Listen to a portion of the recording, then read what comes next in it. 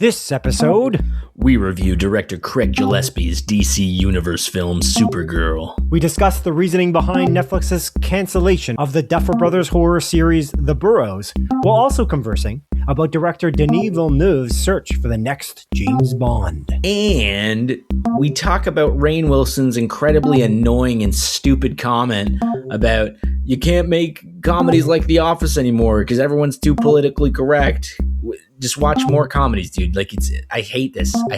I'm gonna rant about this. It's so stupid. It's so annoying. Shut up. It's wrong. Shut That's up. the issue. It's It's just wrong. Shut up. Yeah. With new episodes airing every 2 weeks on Tuesdays, this is Split Focus, a film and TV podcast. I'm Simon Eady. And I'm Adrian Pinder. Welcome to episode 139. Wow. Nah, I think. Well, I said welcome first, and then you said welcome, so I thought we were trying to do something together. Oh, okay. You want to try that together? Should we do it together this time? Let's do it together. Together, okay? Welcome.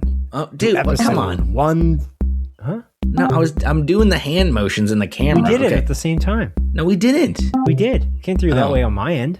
Oh, well, you're delayed on my end. Oh, okay. Okay, let's try this again. Well, I'm just going to sync it anyway, dude. Oh. I'm going to edit and post. Come on, bro. I didn't know you. Welcome to episode 139.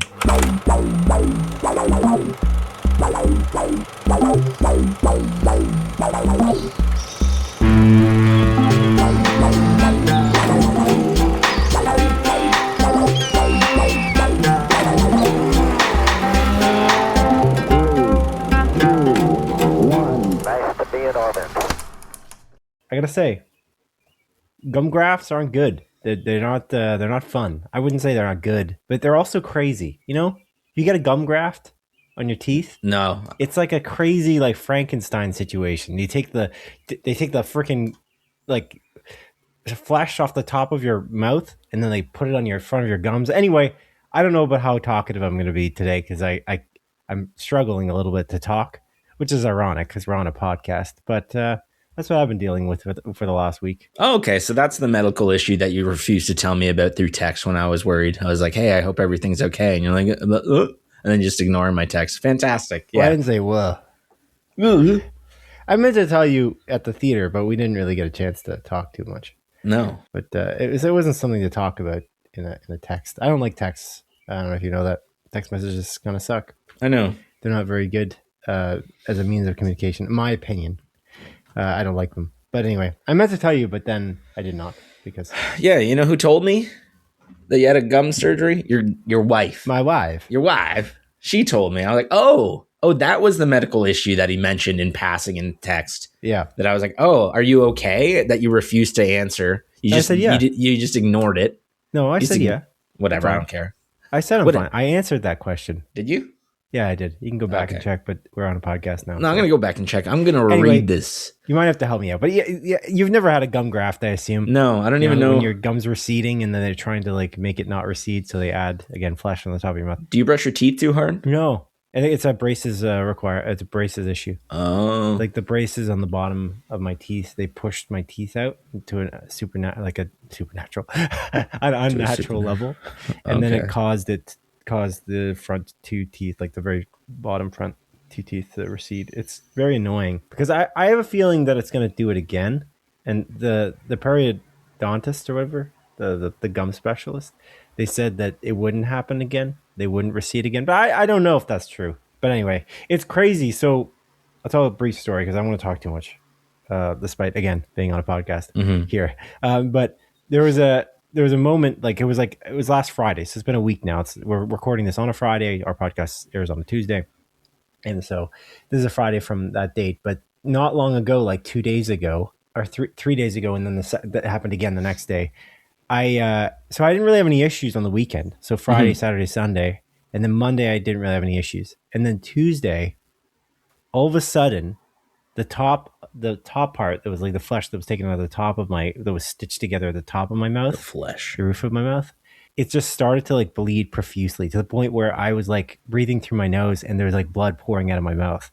It was a terrifying scenario. That's pretty metal though. So that's why I said that thing, barring a medical issue, because if it started to bleed randomly, I wouldn't have been able to drive Kenneth Saddlebauer to the movies which is what you were asking me to do. And so I just kind of like the fair warning, but I didn't think it was going to happen again because I kind of tamped it down. It's crazy because I didn't know where it was bleeding from. I thought it could be for the gums or it could be from the top of the mouth, but I couldn't see because my mouth was full of blood.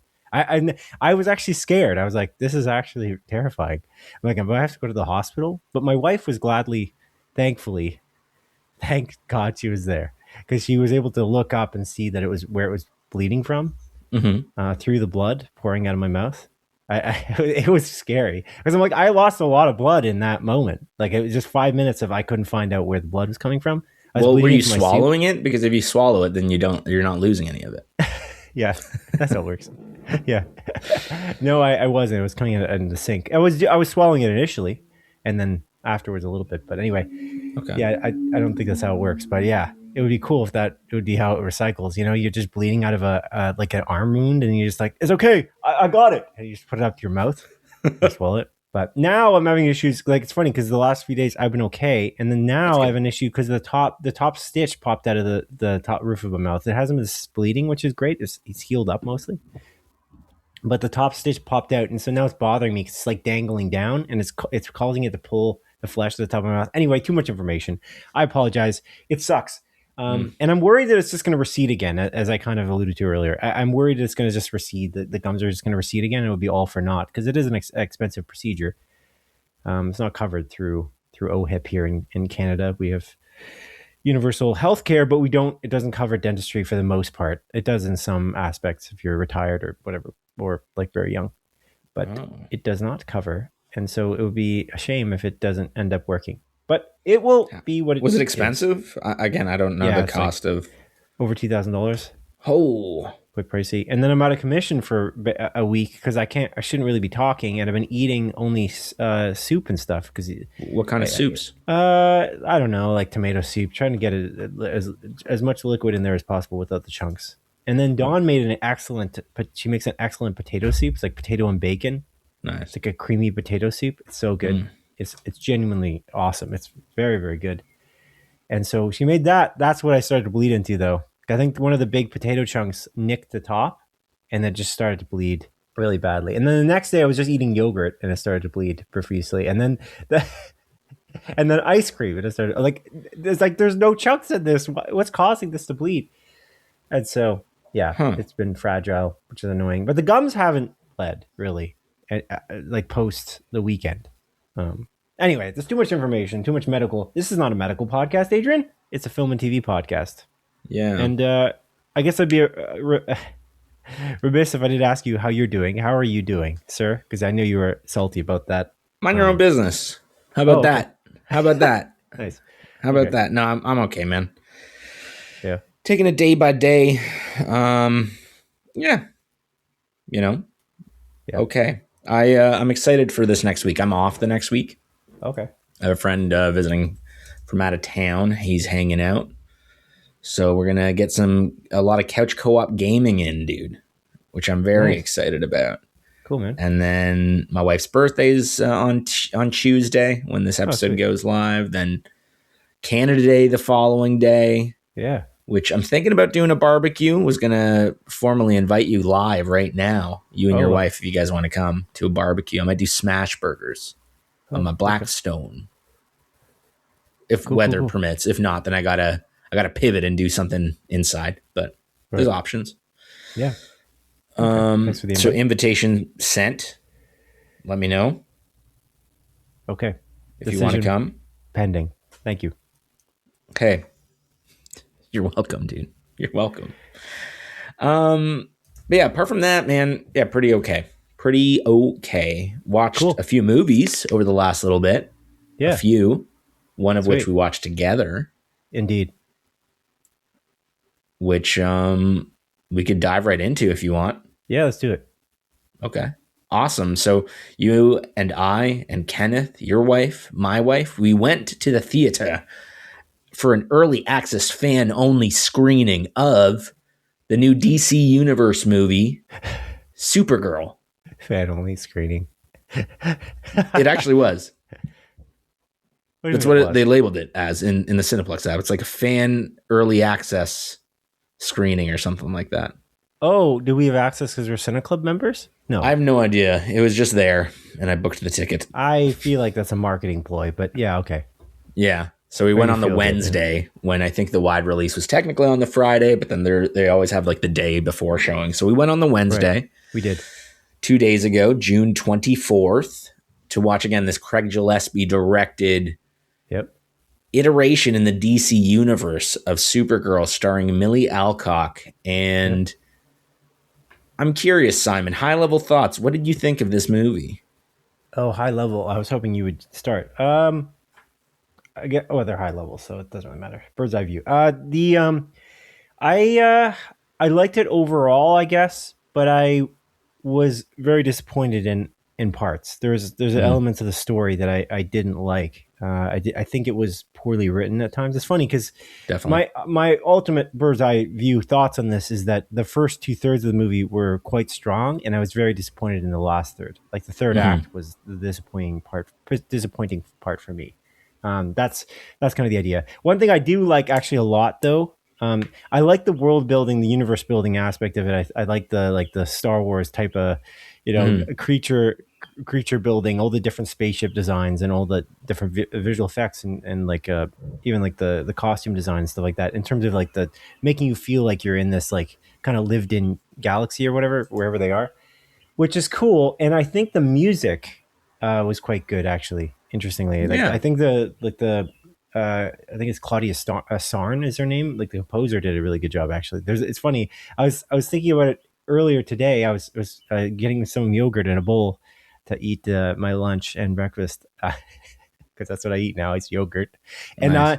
and and I was thinking I had a tune humming in my brain, like it was just stuck in my mind, and I was like, oh, that's the theme of the Supergirl movie. I'm like, well, okay. It's like a few days since we watched it, so it's cool. Like it's catchy. I like the theme song for the film, and I like the choice of music for the soundtrack.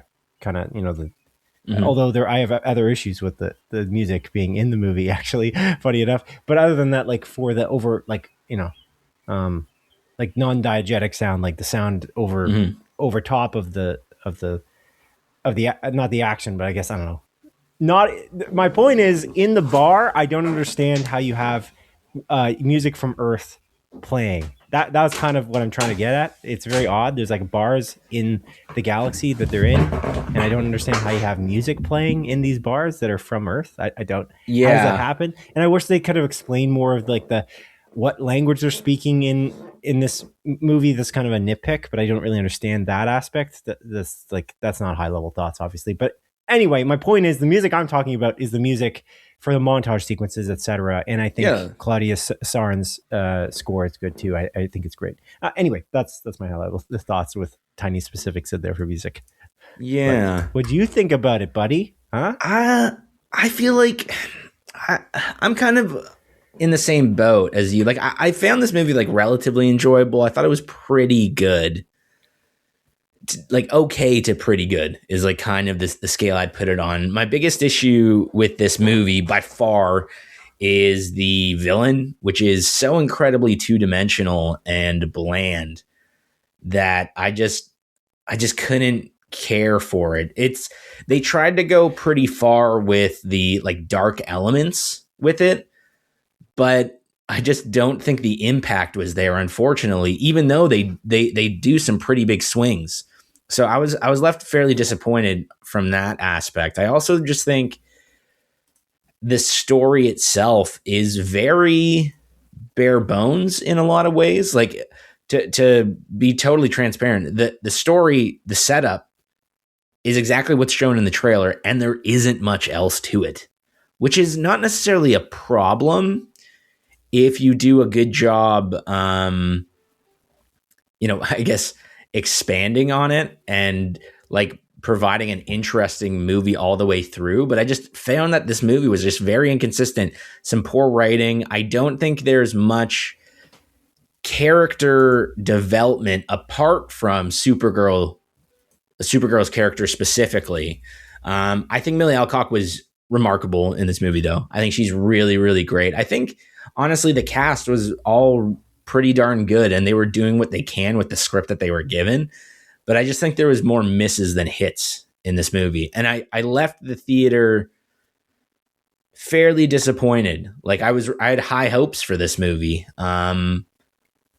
And I just think, again, there's too many inconsistencies. You mentioned as well, like the alien aspect. And I think it's cool that they have a lot of different aliens, but it is also like, why are most of these aliens just kind of talking in English? Are they talking in English or not? Like, cause they say like common tongue.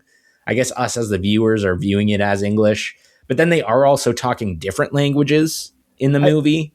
That are like noises, and then I guess like Kryptonian and stuff like that as well. I think the problem is the Kryptonian. That's I think why there's an issue for me, because obviously Kara, like Supergirl, is Kryptonian. Yeah. So you see her speaking Kryptonian in the movie, but then they barely explain the languages in the movie and how she's speaking like this galactic common or whatever they're calling it. I just find it odd because it's confusing, and they kind of explain it away in like a one-liner, but that's not enough. And I feel like it's not enough as well because you over-explain the sun's thing. Like, oh, the yellow sun makes you powerful. The red sun makes you not powerful. It's like, okay, I get it. It's like you explained that 5 times, but you didn't explain the languages thing, and it's confusing because Kara and family are speaking Kryptonian. Sorry, Kryptonian on Krypton. So that's kind of my issue, is that because of that contrast, it's like in Guardians of the Galaxy, it's funny, I don't really think about it. You know what I mean? It's well, like they even talk about how like a lot of people just have translators in their ear. So they just have a translator and it just does it. Like they explain it within like a few lines of dialogue. That's how like everyone understands each other. Pardon me? Supergirl? No, in Guardians, where they have a translator, and then it's like cool. They say, hey, there's a translator. Everyone just kind of universally understands each other because of this thing that they have. And it's like, oh, okay, cool. You can grasp onto that. That solves it because everyone's speaking the same language. It's like, except for Groot, it's not really that big of a thing. Like, it's not, nobody makes a big deal out of it. I think it's just like, especially because also a highlight, I said this when we left the theater, I thought that David Krumholtz's character was speaking very emotionally in Kryptonian. I thought he gave a really great performance actually as Kara's father. I thought that, I can't remember his name, something L. as they name. But I thought he did a really good job. I thought that was like, oh wow, this is cool. He's I felt like his performance was really solid, whereas everyone else speaking in Kryptonian was like, it's fine. It's like, whatever, they're speaking this fake language on this planet. But I there's something about his the way he like orated, the way he spoke, like it felt compelling. I felt compelled. I was intrigued by his character. I thought he was cool. But I don't know, there's also a problem with some of these flashbacks, and I feel like they didn't give enough. Like they're almost like the movie's called Supergirl, and this is going to be a trend through my critique of this film. It's called Supergirl, and I feel like they didn't go enough into her backstory and what she's dealt with in some weird way. But I agree, because I don't know what it is. There's an issue with the flashbacks. They could have gone more. They could have done more in terms of that. I feel like it's kind of a missed opportunity. Yeah, because it's essentially like, like what separates her from, Superman. And, Superman landed on Earth as a baby, and then he was raised by this like small town family from Kansas City. And then she, saw her planet essentially destroyed, but not really. And then has to like leave her family behind, in her early 20s. And like, how does that impact this woman compared to, a Superman? And it's like, it kind of does. It just makes her. Does it? They didn't explain. They didn't show that. They showed the part. Like, we get it that this happened. We all know that because that's like her story, known for dozens of years now at this point. So like, we get that. We understand that as the audience. What are you going to show? How are you going to show us how that impacted her without her just saying this impacted me? Is basically what happened. She just said it impacted me. I was like, okay, that's cool. And so that's why I said the first 2/3 of the film are good, but then they didn't go into the rest of it. It felt like the flashbacks just ended and you're like, okay, yeah, she's hurting. It's like, okay, I get it. Like, show us how she's hurting after the events that caused her to feel this way. Like what? Yeah, I don't know. That's it's like, okay. And honestly, I just feel like the impact of her,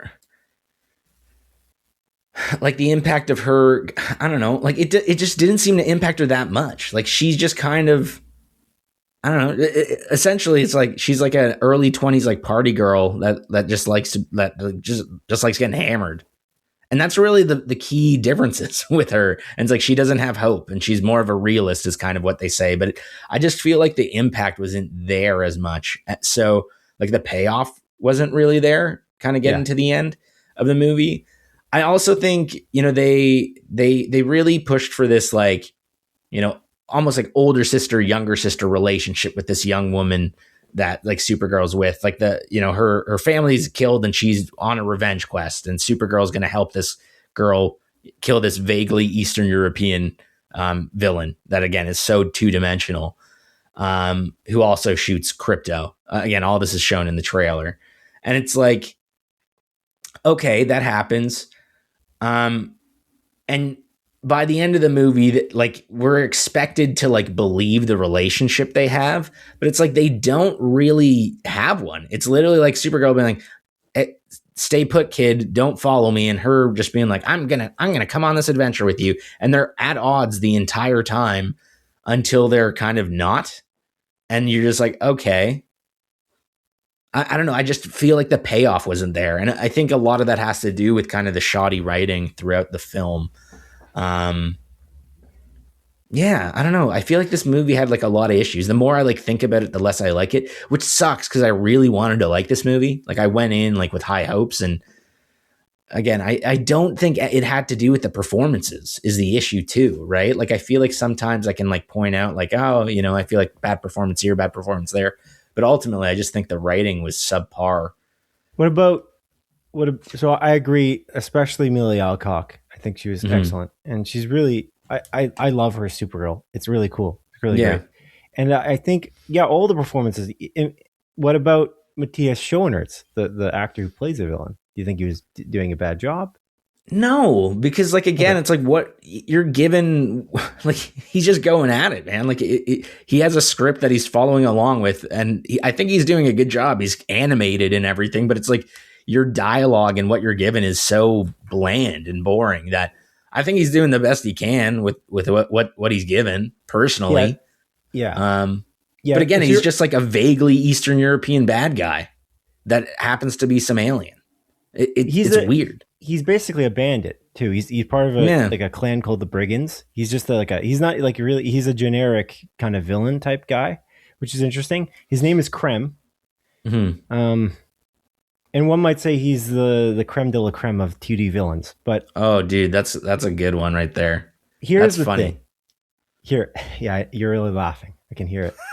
Here, yeah, Adrian, I'm actually going to say something a little controversial here because I knew you were going to say this about Krem, and you said he was 2D, and this is a problem, and this is one of the biggest problems in the movie. You said, I disagree with you. I think he's 2D, yeah, but I don't think it's one of the biggest problems in the movie. In fact, there's this thing in the Marvel Cinematic Universe in a lot of superhero movies where the villain is very two-dimensional. It's actually not a problem, though, most of the time. Most people don't even talk about it. In fact, one of the villains I like to think about when I think about this is, strangely, a villain played by Cate Blanchett, who I think actually she plays a two-dimensional villain in Thor Ragnarok. Yeah, I don't think true. They don't really dive into her, but she's an amazing actor. She does a good job. The thing is that her job is to play that actor. That kind of villain is almost like wallpaper. They're a chair. They're a piece of furniture in the movie. Not to hurt the actor's feelings. I'm saying they're doing a really good job to do that. And their job is to have conviction as the villain, to be this force, this thing that's immutable, that's not going to change, not going to be character developed, because their job is not to do any development of that character. They're not supposed to be developed. That's the idea. And I can name like multiple. Corey Stoll's character in Ant-Man, again, still a good movie though.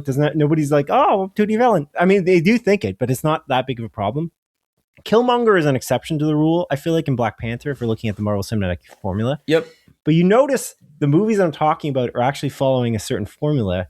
And there's actually a villain in these movies that is not the villain that's obvious. We look at Krem and think, oh, he's the villain, but he's not the villain. The actual villain in these movies is the hero. They're themselves. They're fighting themselves. They're fighting their own psyche and who they are. It's the enemy within. They're trying to, like, the biggest challenge is to overcome themselves, not the actual people in front of them, not the people they're clashing swords with. Is kind of the idea. So Krem is that, but he's perfect because he's just a random bandit. He doesn't even seem like he could just not have a name. His name is Krem, but I mean he could just not have a name because he's not important. And this is the thing. So the problem with the movie, and I know why you pointed out that Krem is a bad villain, two-dimensional is a problem. I know why you did. The creme de la creme of 2D villains, yeah. Yeah, the creme, creme de la creme. But the reason you pointed it out is because they didn't do a good job with making Kara, her internal struggles, the actual villain, the actual obstacle she has to overcome. They did a bad job. In the last third of the film, they failed. And then you're looking at Krem like, it's your fault, bro. But it's not his fault. That Matthias Schoenaerts did a great job. In fact, I was completely compelled by him. Like, wow, this guy's he's a villain with a capital V. Wow, okay. He's really a dick. Like, he's killing people left, right, and center. He's a sociopath. Like, I get it. Yeah. I understand. He's pulling it off, but he's a piece of furniture. Like Crypto is a piece of furniture. Crypto and Krem are the inciting incident, but they're not actually important to the overall plot. The plot had to be resolved when Kara learns to love people again, to belong in a society, to actually, let people into her life, but she doesn't want to do that. That's the whole, in this trailer, it shows that right in the beginning. She's like, I don't have people. I don't have my own people. She says to Clark on the video call in the trailer. Yeah. It's like, yeah, we get it. So you're going to learn how you're going to find your people at the end. I don't want to spoil anything, but I feel like they just didn't answer that part of the plot in a substantial way. They did it, but they didn't dive into it as they're supposed to at the end. And I feel like the problem is as well. So there's no character development with her, and where she ends up at the end of the movie, I kind of felt like I'm like, are you in the same position you were in the beginning? Like I wasn't even compelled. There's like a final scene between two characters. Not going to spoil it.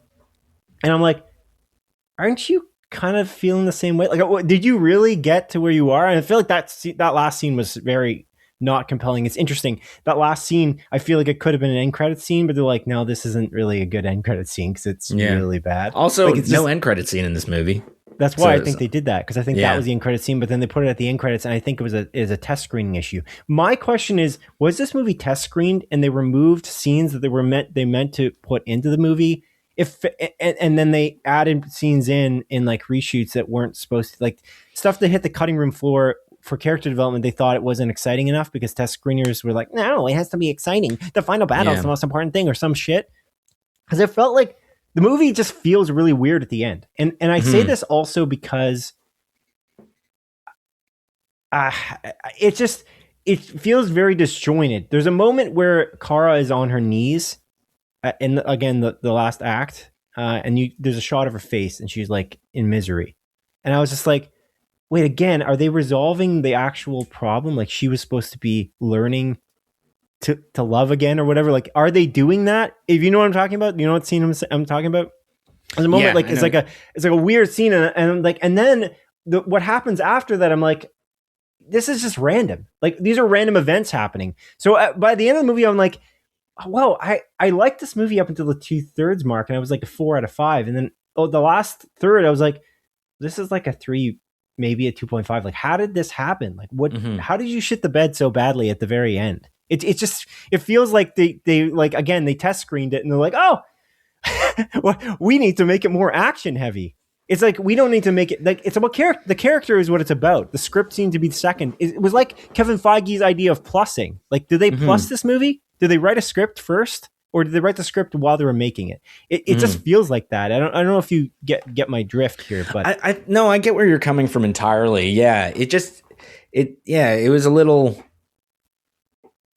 It did almost seem kind of like a shoehorn third act in a lot of ways, where they're like, okay, we need a big set piece, so let's do this. And again, I feel like it also adds, like, there is a pacing issue throughout the movie as well, because I'm confused as to the time. Like, the movie technically takes place over the course of 3 days, 3 moon cycles, as they say. Oh yeah, they did. Yeah, which is also kind of confusing because because she specifically says, I got 72 hours. So I'm like, so does a day last the exact same amount on this specific planet as it does on Earth? I was kind of confused when they mentioned that. I was like, are days the same regardless of where you are in this universe? So that was a little bit of a weird thing. But then again, like, it's like we see, it feels like they skipped the entire second day. I don't know if you picked up on that. Yeah, but like, no, I did. Yeah. So like you have your first day, and then all of a sudden we're on the last day. We're running out of time. She's like, oh my God, my dog's going to fucking die, dude. She didn't say it like that, but essentially it's that. And then they have like these like action set pieces to eventually, again, resolve the movie. And you're like, huh, like there was a piece missing throughout this. And as much as I like Jason Momoa as an actor, and I think Lobo is pretty cool, like coming in, again, I feel like he was very underutilized as well. He was just like, I'm just some guy.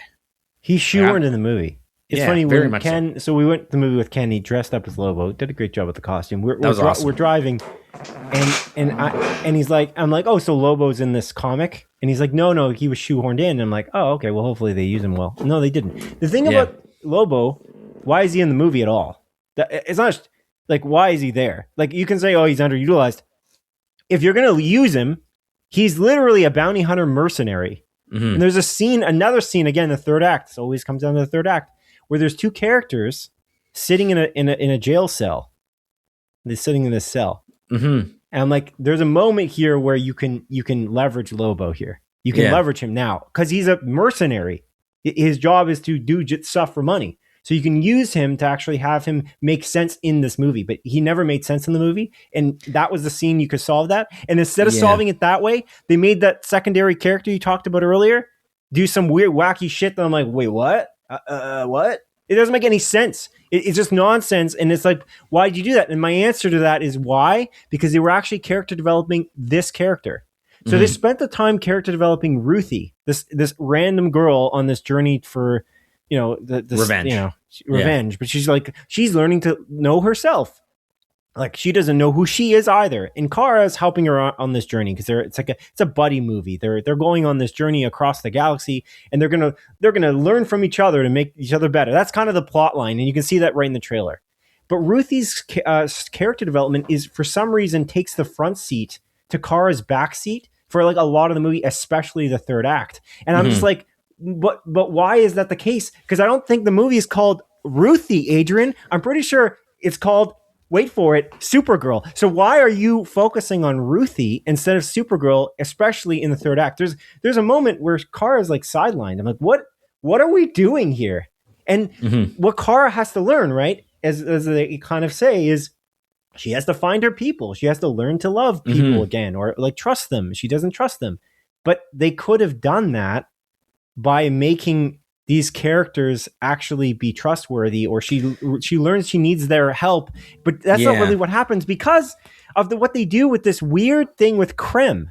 So Krem, for some reason, this is the other reason why people I think you would point out he's two-dimensional, is because he's kind of really smart, which I think is like, okay, that's really cool. But then at a moment, he's then not smart in the third act. And I'm like, that's fine though, because he solved it because he's an anarchist. I can believe it. It's not a plot hole. The problem is if you're trying to solve your movie, you kind of make him smart and then make the characters, the heroes, outsmart him.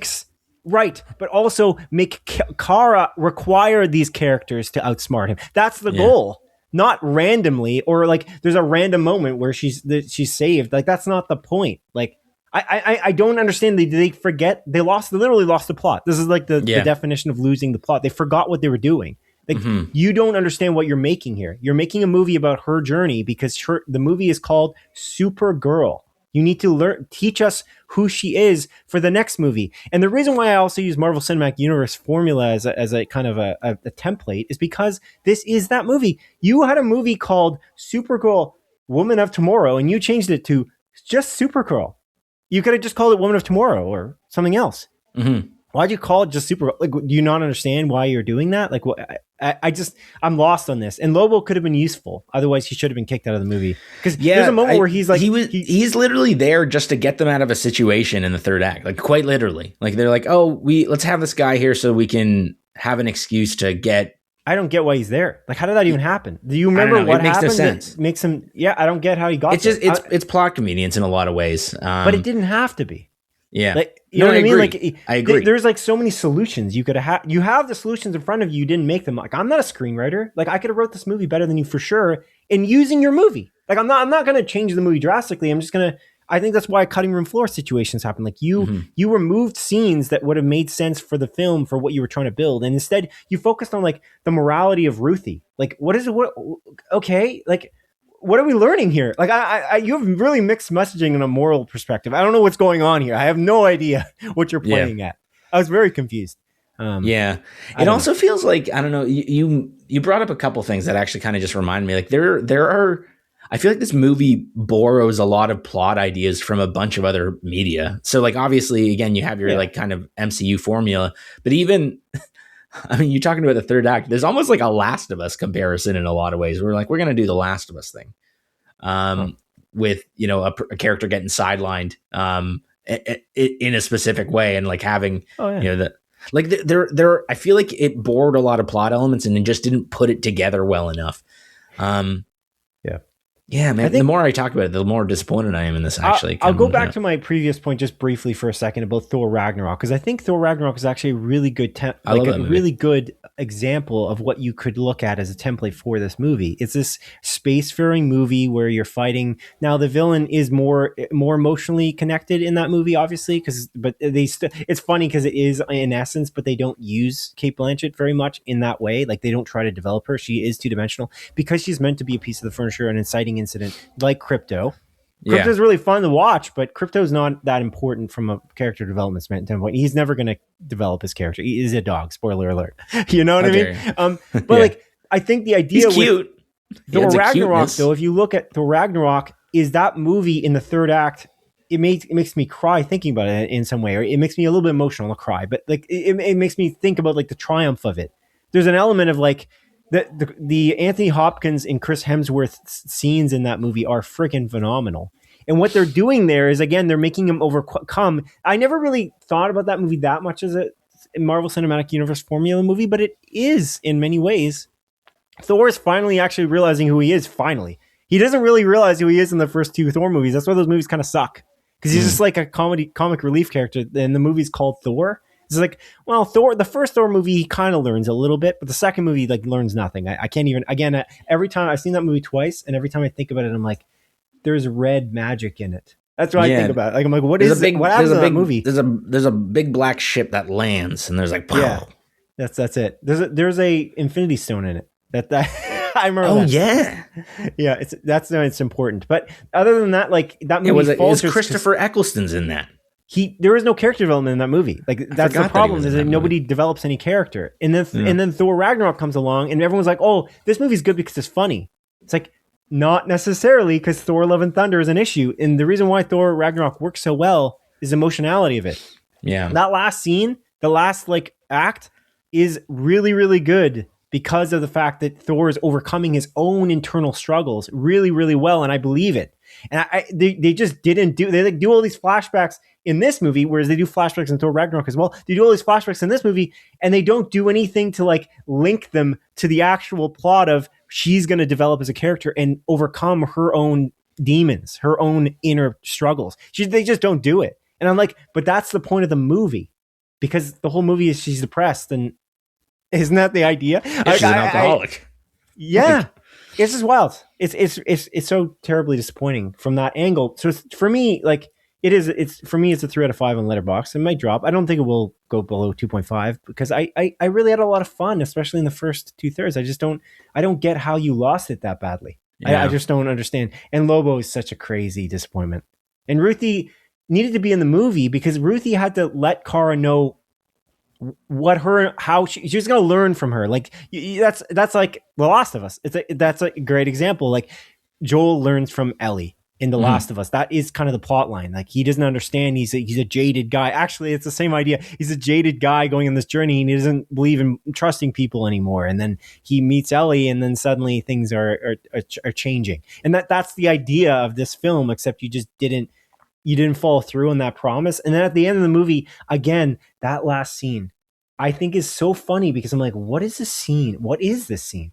Because the way that these two characters are looking at each other, they're sitting in a room and they're looking at each other. And I'm just like, they're not convinced at all about what they're saying. Like, I was like very confused. Like, I'm not compelled at all. I don't believe them. I just literally didn't believe what they were saying. And I think back on that scene constantly. Even there's a scene where she's standing. I'm curious though, like, was that the intention? like or not, because like I kind of agree with you, like it's like they don't believe what they are saying to one another. Yeah. And I'm like, I'm curious if that was genuinely the intention, if they've thought about that, or maybe maybe not. I don't think so. I think it's so unintentional at the end. It's interesting because I read an article, I can't remember which reviewer it was, but I thought they made a good point. It's like, how good would this movie have been if it was written and directed by James Gunn? A lot better, man. And that's kind of the issue, heart, right? Yeah, that's kind of my issue and worry, because this is technically the first DCU thing that's not fully, control. Like that's not his thing, right? Yeah, and it was a miss. It was a miss. Yeah. Like to be How totally did he let blunt. this happen? That he said script is the most important thing. I know, and that's the issue. I'm like, do you not have as much creative control as we think? I guess. Like, do you not have the final say? To be fair, like when he talked about the Flash movie, which personally I like the Flash movie, he talked super highly of the Flash movie as well. And it's like, maybe you don't actually have, like, you're a really great director. You're amazing at what you do and your creative vision, but maybe you're not a good leader. Steward? Yeah, steward. Mm-hmm. Which I hate to say, because I'm a huge James Gunn fan. I love everything he's done. I think Peacemaker's stellar, Creature Commandos, The Suicide Squad, Superman, Guardians trilogy. Like, all this is great. It's just, this is worrisome.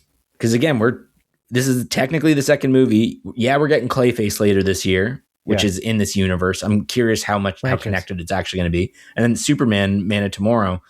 Are we going to get much else? The Paramount thing is happening too, right? Paramount buying Warner Bros. Is that going to cause issues? Is that going to throw, a wrench into this whole thing? Are we going to again have another rebooted DC universe? Like, again, we don't know. Like, David Ellison was reported as saying, like, the Paramount leader is buying Warner Brothers. He was reported as saying he likes DC, like he likes what they're doing. Okay. So theoretically, that's good. At least Supergirl doesn't look like it's going to do well box office wise. We'll see how it does. But, like, it's not doing well critically, so maybe it'll do better box office. But there's like the problem is they have an uphill battle because there's a bunch of trolls online. They're trolling about something completely the thing that the movie did well. Actually, it's hilarious. The one thing the movie does well. I know. Emily Alcock. They're like, Emily Alcock, you're so good. She's not good for this. It's like, what? It's crazy. Like, how are we in a situation where you have people online, these fucking tards online, that are trying to argue that Millie Alcock isn't a beautiful woman? I just don't get it. I don't understand. It's so weird to me. We live in such a weird thing. It's just everyone's like, I don't know, like everyone's just like cast Sydney Sweeney and everything. Is that the only woman you know? The only woman you see online? Like, what is happening? It's so weird, dude. And again, I think Millie Alcock is a phenomenal actor. Like, she's awesome in this. She's awesome. She was great in House of the Dragon as well. I can't wrap my head around it. We live in such a weird time. There's a bunch of fucking incels online, dude. Yeah. Yeah. And they're going to be like, oh, I told you. It's a 58% on Rotten Tomatoes. Told you. It always sucks because, but it's the funny thing is, there's nothing to do with her. She's the one constant in this film that I'm like, I'm sure of this. In fact, actually, I'm also sure of Jason Momoa as Lobo. The problem is he shouldn't be in the movie. It's like, why? What's a good example? A good example of this is like Venom in Spider-Man 3. Why is he there? You don't need that. It's completely unnecessary. You have two compelling villains in Spider-Man 3. Just use those ones. That the actual emotional storytelling is in the second villain. The third villain, whatever, in Spider-Man 3. You should have used that instead. But instead, you're focused on freaking Venom, Eddie Brock, played by what's his name, which didn't really fit either. But I know who you're talking about. But I can't think of Topher Grace. That's the 70s show. Yeah. Not that he was bad. He was fine. It's just he just doesn't belong here because of the writing. But anyway, it's disappointing. It was a disappointing outing. I'm kind of shocked that they did this. And it's interesting. You said maybe James Gunn doesn't have a good handle on it, but it's like maybe he doesn't have a good handle on it because he's got too much going on. Like he has other lieutenants, right? So like whoever it is, there are other executives that are going into the test screening, and they're like I have this picture, and again, this is all speculation completely, obviously, but like there's this I just believe that they changed something because it just feels so weird. Like you said with the days, now the number of days, like that doesn't make any sense. Like how did you lose a day? Like did you cut stuff out? Like, it feels like you cut stuff and then you left things in that were not important, but you think they're important because they're what people go to the theaters for, the big action sequence. It's not what it is. And so James Gunn believes in the script. He believes in the script first and having it, and he approved it, right? He approved the script, I guarantee. Yeah. So did he approve this, or did they change it after in post? Because they're like, no, our test screening audiences don't like this. We're going to change this. And the thing about Craig Gillespie is, I don't think he's made anything superhero related, at least of this scale. No. And Craig Gillespie may not be... Like, think about James Gunn with Kevin Feige making Guardians of the Galaxy. Kevin Feige hires him. James Gunn knows these characters backwards and forwards. He's passionate about it. One of Kevin Feige's lieutenants come down and say, hey James, you can't do this. You got to take this part out. And James is like, well, here's the top three reasons why you shouldn't take that out. And they're like, oh, okay. But Craig Gillespie, you're going to ask Craig Gillespie, like, hey man, you got to take this out and replace it with this. And then Craig's like, oh, okay. Is it just a job for Craig? Like, I'm sure he's passionate about other projects, and he might have been passionate about this. I have no idea. It's speculation. I'm just thinking, like, James Gunn seems immutable. Like, it seems like you couldn't change you're not going to change his mind about something. If he wants something in the movie, he's probably going to say, I'm going to walk. But Craig Gillespie's like, well, it's like Nia DaCosta. Nia DaCosta is an incredible director. She's really good. Yeah. The two other things we both saw from her were really, really good in Candyman and the second 28 years later movie, Bone Temple. And I think, like, they're amazing. And I wonder, like, you get creative freedom, and then you get people like other chefs in the kitchen who think they know what they're talking about and saying, well, these test screening audiences said this. I think you should listen to them. And like, no, that's kind of, I don't know why. I just get that impression, like, really strongly with this movie more than most, because again, it's not Craig Gillespie's fault necessarily. It's just like, look, man, I'm going to go home to my family. This isn't my passion project. Like, you know what really is great? I said this before. Your Friends and Neighbors. Really great show. Mm-hmm. Executive produced by Craig Gillespie. So, I mean, he's killing it in other places. I, Tonya was Oscar nominated. It's not like he's bad. Same with Eternals. Like, Eternals from maybe that's not the movie that she meant to make. I don't know, but we'll never know that. But I just feel like, but I feel like Eternals is different. I think Eternals was like a genuinely interesting and compelling movie. It's just people were expecting something different. I think Eternals is different because people were expecting a Marvel movie, and then we got something slow, plotting, very character focused. It's a 3-hour long, like, Marvel, pun intended. And it's like, people just didn't like it because it didn't follow the action-packed Marvel formula. I think that movie's different. I think just people weren't expecting what it was. And I went in kind of, I'm down for whatever, and then was thoroughly impressed. But yeah, this one, it just seems like, too many cooks in the kitchen, as you mentioned. And I can't imagine. I don't know. Again, speculation. Yeah. Sure. I can't imagine though that, like, cause you have to assume James Gunn watched this movie before releasing. You have to, right? Yeah. Right. And he was cool with it. He watched this and was like, yeah, I can't. You know what's interesting though? You brought up a good point about the Flash. I think that's a really good, interesting point to bring up. You know what's interesting about the Flash though? The Flash is, to me, a better movie than this movie, and it's a better movie for the reasons I described the problems with Supergirl. Yeah, there's character development with Ezra Miller's Flash. Yeah, there's legitimately, he learns from his mistakes. That's the whole idea of the movie. It's the same idea, and it's called The Flash. It's the same idea. It's the Marvel Cinematic Universe of fighting yourself. Like, you're learning about what it is that makes you tick, and you're trying to figure out how to improve yourself. That is the point of The Flash as well. There are some faltering aspects of The Flash. It meanders maybe a little bit in the middle, but that it's not ultimately. I'm surprised actually that's reviewed so badly, but I wonder if it is because of the bad juju around Ezra Miller, right? Like, he and also like very questionable CGI in that third act, bringing back. True. But that shouldn't have affected the score that badly. That's the weird thing about that. I agree completely, but I know really people, like, they hung on that and they're like, they shouldn't have done this. This is fucked up. Yeah, I think that could have been the problem with that movie, because I think James Gunn's kind of right about that movie. But I think it had so much bad press surrounding it in various ways, including the CG, I guess. And so that's the issue. There's actually something going around about not only the script about Supergirl, but people are saying that they didn't like the CG. But I don't really get that part. I can kind of get it. There are moments, again, I think a lot of that had to do in the third act with the zipping and zapping, where it just kind of seemed a little bit inconsistent. Like, but nothing. I didn't really nothing so like jarring. Because again, like I feel like in the Flash that like there were genuinely jarring moments of CG where I was like, Jesus Christ, what the fuck? But like this one, I don't know. There wasn't anything where I'm like, wow, this is awful. Right. I just think there were some moments where like, oh, that's a little bit weaker than I feel like other parts of this movie. Yeah, that's fair. Yeah. But that's my thoughts on this. I don't know.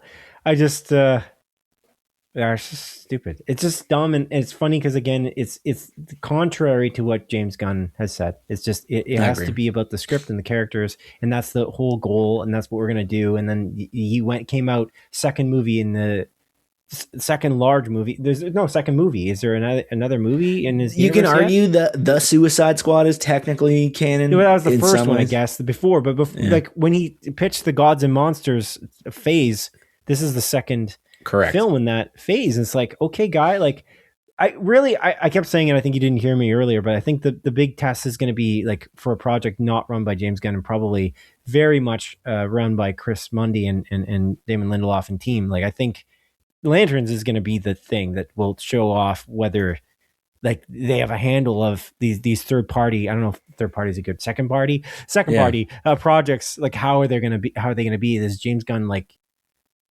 Again, did he go on vacation? He's like, oh, we're doing reshoots for Supergirl. He's like, well, I'm in Hawaii, so do a good job, Craig. I trust you. And then he didn't look at it. I don't understand. I don't know. But it sucks. Really I'm feeling very confident about Lanterns. But if it comes out and sucks, I'll be like, oh no. And then again, we got Clayface, which again I'm feeling quite confident about as well because it's written by Mike Flanagan. But what if that sucks too? Then it's like 3 misses. That looks like it's bold though. You know what I'm saying? Like Supergirl's almost not bold. Supergirl kind of feels like Guardians of the Galaxy. That's what's so interesting about that movie. It is, yeah. Automatically, like you're trying to do James Gunn, but you're not James Gunn. It's like, I agree. Why though? And I think, you mentioned this briefly, like where you like the music, like the score and stuff. Yeah. But some of the music choices were kind of inconsistent in this movie as well, where I'm like, oh, this doesn't really fit.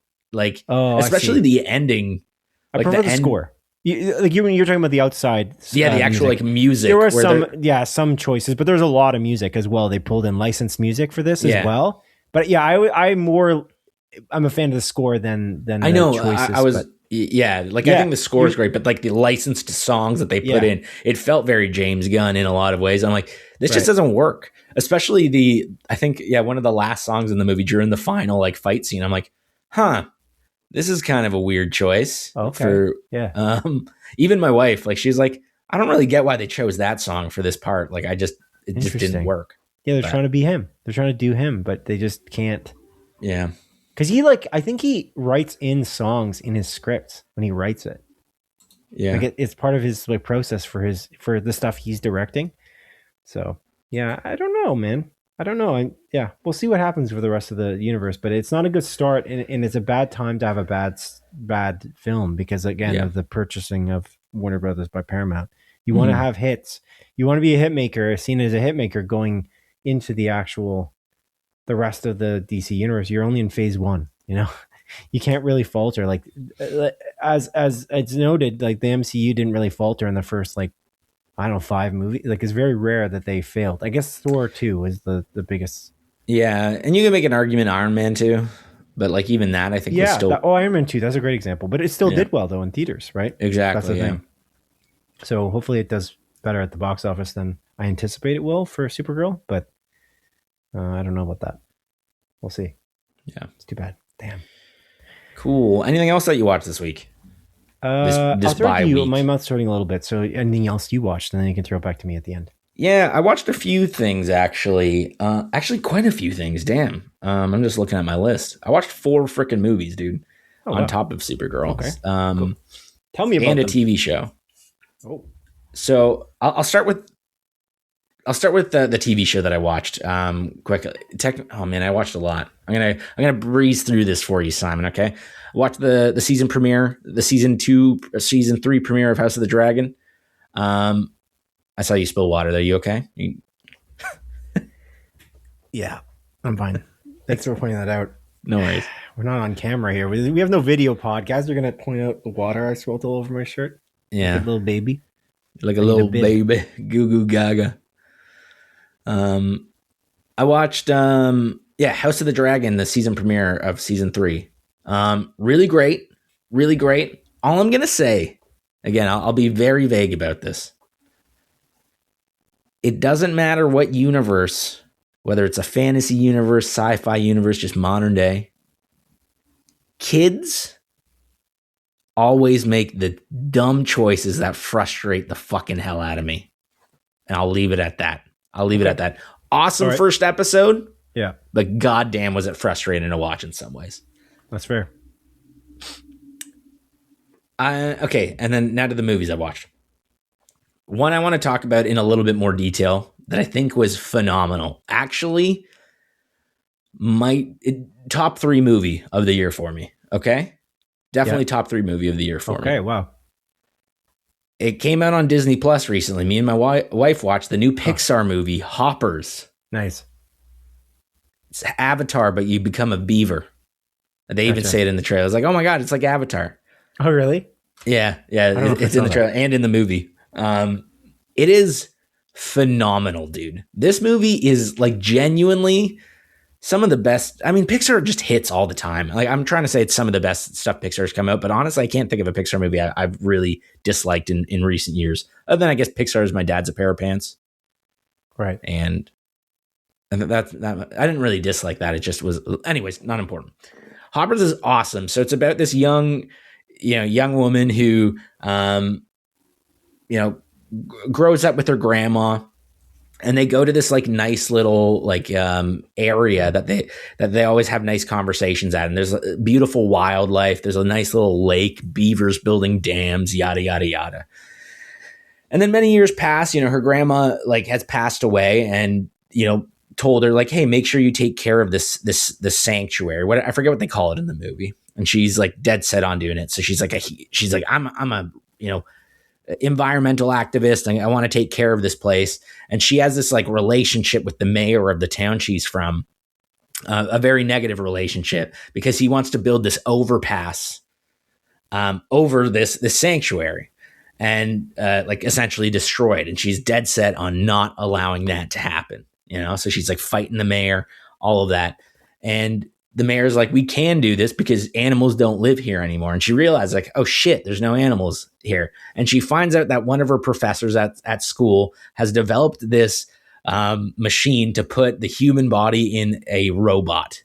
And one of the robots happened to be a beaver.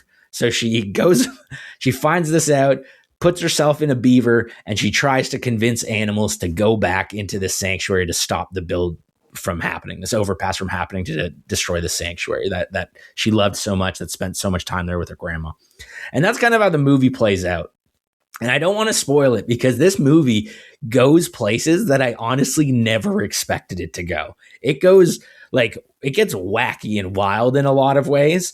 And it takes it to like points where I'm like, this might actually not be for children. Like, there are like genuinely like kind of frightening and unsettling parts in this movie, which I was shocked about. But it is also so heartfelt and endearing and hilarious. I was like, like crying, laughing multiple times in this movie. And I just think it's remarkable. Like, I genuinely loved it. There's so much to love about it.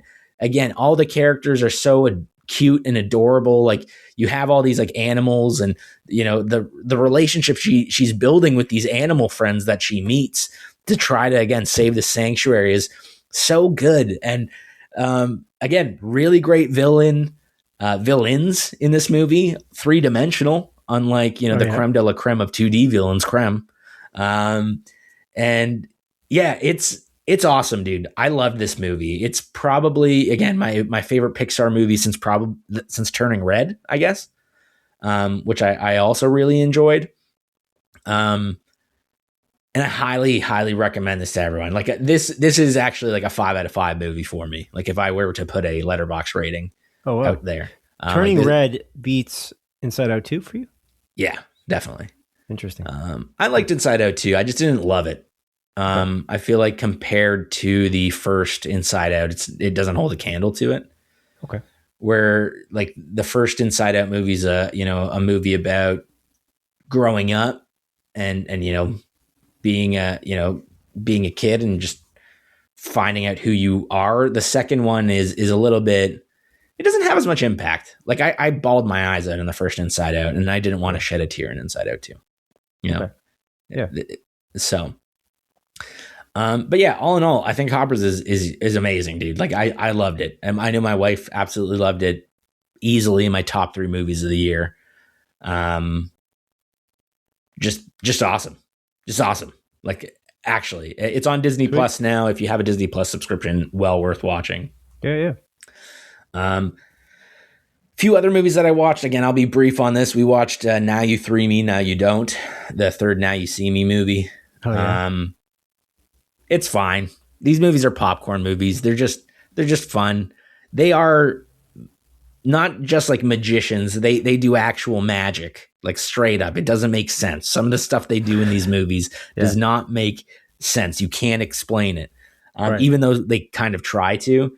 But it was fun. They kind of introduced a new cast of characters, and not necessarily out with the old, in with the new, but like in with the new, with the old. And it makes for some, funny moments, some great character interactions. There is kind of like there's a weird element to it where like where like at the end of the movie happened. I'm like, okay, like they explain, how certain things played out, but it doesn't fully make sense in some ways. Like I feel not necessarily a plot hole, but I don't know. It's hard to talk about without really spoiling it, but so I won't really discuss it here. But yeah, there's a very weird moment in this movie that happens partway through that kind of just gets swept under the rug by the end, and everyone's kind of cool with it, and it just doesn't click for me. It doesn't work. So, but all in all, the Now You See Me movies, all 3 of them, they're fine. Yeah, they're fine. If you want to watch just like a basic popcorn movie. Yeah. Cool. 2 other movies. Again, I'll be really quick. I watched the Netflix original movie Thrash. I watched this in my hotel room when I was in Tulsa, Oklahoma. This is again, Netflix original movie. Hurricane's coming in. It's Crawl, but what if instead of alligators, it was sharks? Right. You remember that movie Crawl with Kaya Scodelario? Did you watch that? I didn't watch it, but yeah, I know of it. That movie's great. That movie's genuinely great. It takes itself seriously. It knows what it is, and it's a romp.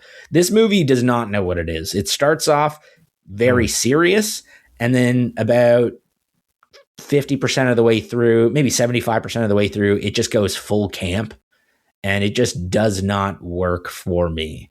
I just feel like it's very tonally inconsistent. It's dumb as hell, and interesting. Okay. Yeah, I don't think they know what they were going for, because they try to make it very serious. They build these characters up. There's a pregnant lady, there's a woman that's dealing with anxiety. There's a family, these 3 kids that are being fostered by these 2 shitty parents. And then it just gets wacky by the end. And there's 2 separate storylines that are going on independently of one another that I thought would eventually cross over. They don't. You're just watching 2 stories play out in the situation that have literally nothing to do with one another. So that was a little weird. And then I watched the Charlize Theron, Taron Egerton movie, Apex. Nice. This movie was fairly disappointing. It's a really cool idea with great actors that I think could have been a lot better if they paced things well. But the pacing is very off. They don't spend enough time on the things that they need to spend time on, and take their time on all the unimportant stuff. And they are very... It's weird. They're very eager to, I guess... How can I word this in a way? They don't want there to be a climax in the movie. Oh, okay.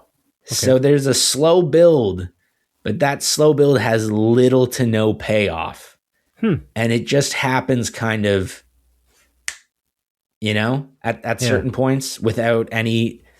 Yeah, it was weird. It was almost like, let's make a crazy action movie in the wilderness, but try to make it almost like an art house movie. and then it just didn't. It didn't succeed. Yeah, I didn't really like it. Well? I can't remember. I don't know if it is. I actually do not know. Okay, maybe. I'll look it up while you talk about it. But yeah, it's really like, I think the performances are awesome. I think, again, because it's really just Charlize Theron and Taron Egerton most of the movie, and I think they're really great in it. And I think they have a pretty good chemistry, because it's essentially Charlize Theron. She's in like the Australian outback, and she's being hunted by Taron Egerton, and it kind of just plays out from there. 67% on Rotten Tomatoes for critics score, 46% for popcorn meter, so the audience score. Okay. So higher than Supergirl. You think that's true? Yeah. Supergirl is very fun. I will say this. We were very negative on it. I think we talked only negative. It's weird. But for me, it is a 3 out of 5. I think that first 2/3, I just love the galaxy building kind of idea behind it. I love Alcock's performance. Even Lobo's interesting. But, one thing I forgot to say about Supergirl. I don't know if I said this. I think about it as like it's a simulation of a Supergirl movie. Like things happen in it. This thing happens and this thing happens, but it's not a story. That was my issue with it. That's how I think of. I've talked about this with James Bond, Quantum of Solace. It's a simulation of a James Bond movie, but it's not. You know what I'm saying? It's not like it feels like, these things happen in this movie. It's like a big sandbox. Like they're doing things. It's like, but I don't want to just see them do things. I want to see an actual payoff. There's like this Apex movie. You're saying it has no climax. It's like you're going to have to follow some kind of a structure in some way and like try to give us something at the end. And I just feel like it doesn't answer the question of what they're supposed to be doing. At the end of Supergirl, they told us a thesis and they didn't actually follow through. That's kind of the thing for me for Supergirl, but that's what it's like, a simulation of a, and maybe this is a simulation of an action movie with Apex. Yeah, it's almost all rising action in a way. Yeah. I see. It never gets. And then they kind of skip the climax and go into what's the falling action? Is it called falling action? Isn't it? Also, it's no. Yeah, rising action, climax, falling action, resolution. Wow. Okay. According to a quick Google search. So okay. So yeah, it's just rising action, then it just turns into falling action. There's no climax. Gotcha. So, yeah. However, speaking of which, I mean, you just brought up Quantum of Solace. Yeah. I brought it up in the past. I'm not a big 007 guy. I've only seen Casino Royale. I didn't like it. I'm not a big fan of James Bond as a character. I just thought he was I just thought he was mean. He's not likable, you know? But let me take a step back, Simon. I'm not a fan of that version of James Bond because I'm a huge fan of the James Bond in the 007 video game that has just recently come out, made by IO Interactive. I'm playing it on the PlayStation 5 Pro. Dude, this game's fucking awesome. You told me, you're like, you know, if I forget the exact wording you said. You're like, you know, if there's like an Adrian kind of game, like this is that game. Basically. And that's what I said, yeah, you're 100% right. This is a me-ass game, dude. This is a me-ass game. I'm loving it. I'm about halfway through, I think. Sweet. Maybe a little bit more. It says like 50% on my PlayStation. Okay. Dude, fucking romp. This game's awesome. Story, awesome. Amazing. James Bond, charming, likable, nice. He cares about people. He's just a sassy bitch sometimes, which I love. But like he's a nice guy. He's very likable. It's like playing a James Bond movie in the same way that Uncharted is like playing a modern Indiana Jones movie. Yeah, in some way, and it's very linear in that way, and it's very cinematic and like very, very well polished. And it just feels like a cinematic film. Like you're just playing through with a 16-hour film, 15-hour film, or whatever. But yeah, we're gonna get to that because we're talking about James Bond a little later. So we can bring that up again if you want. Anyways, I rambled here. I talked about a lot that I watched. There's just one more thing I want to talk. Actually, two things really quickly. I watched the season finale for All Mankind season 2, and I gotta say this is like one of the best finales I've ever seen of anything. It is very, very, very good. It's obviously not a series finale; it's a season finale, season 2. I watched it before as well, and I remembered how epic it is. It is so epic and so awesome. It is one of the best examples of a great season finale, to the point where I think they might have thought they were getting canceled because it's so good that I'm like, you guys wrapping things up here because you're scared that you're not going to get a season 3. And then of course they went on to get season 3, 4, and 5, and 5 is already aired this year. So I'm looking forward to that. But I'll just say, For All Mankind is really, really great, and Apple TV just continues to kill it with excellent quality. They do not do they go for the full 9 yards, or they just don't do it at all. They don't have any kind of, they don't do licensing. They don't license, like they're one of the few streaming services that don't license from other places. You know what I'm saying? Like Netflix is obviously, that's how they started. They're all doing this. They're licensing their stuff from Warner Brothers and it lands on Peacock. It's like, what are you doing? So like, there's an element of like, Apple's like, no, we make this. We are involved in this and we're going to make it and it's going to be good quality. And it may not be like everyone's cup of tea for everything. Like not everyone loves C with Jason Momoa. Speaking of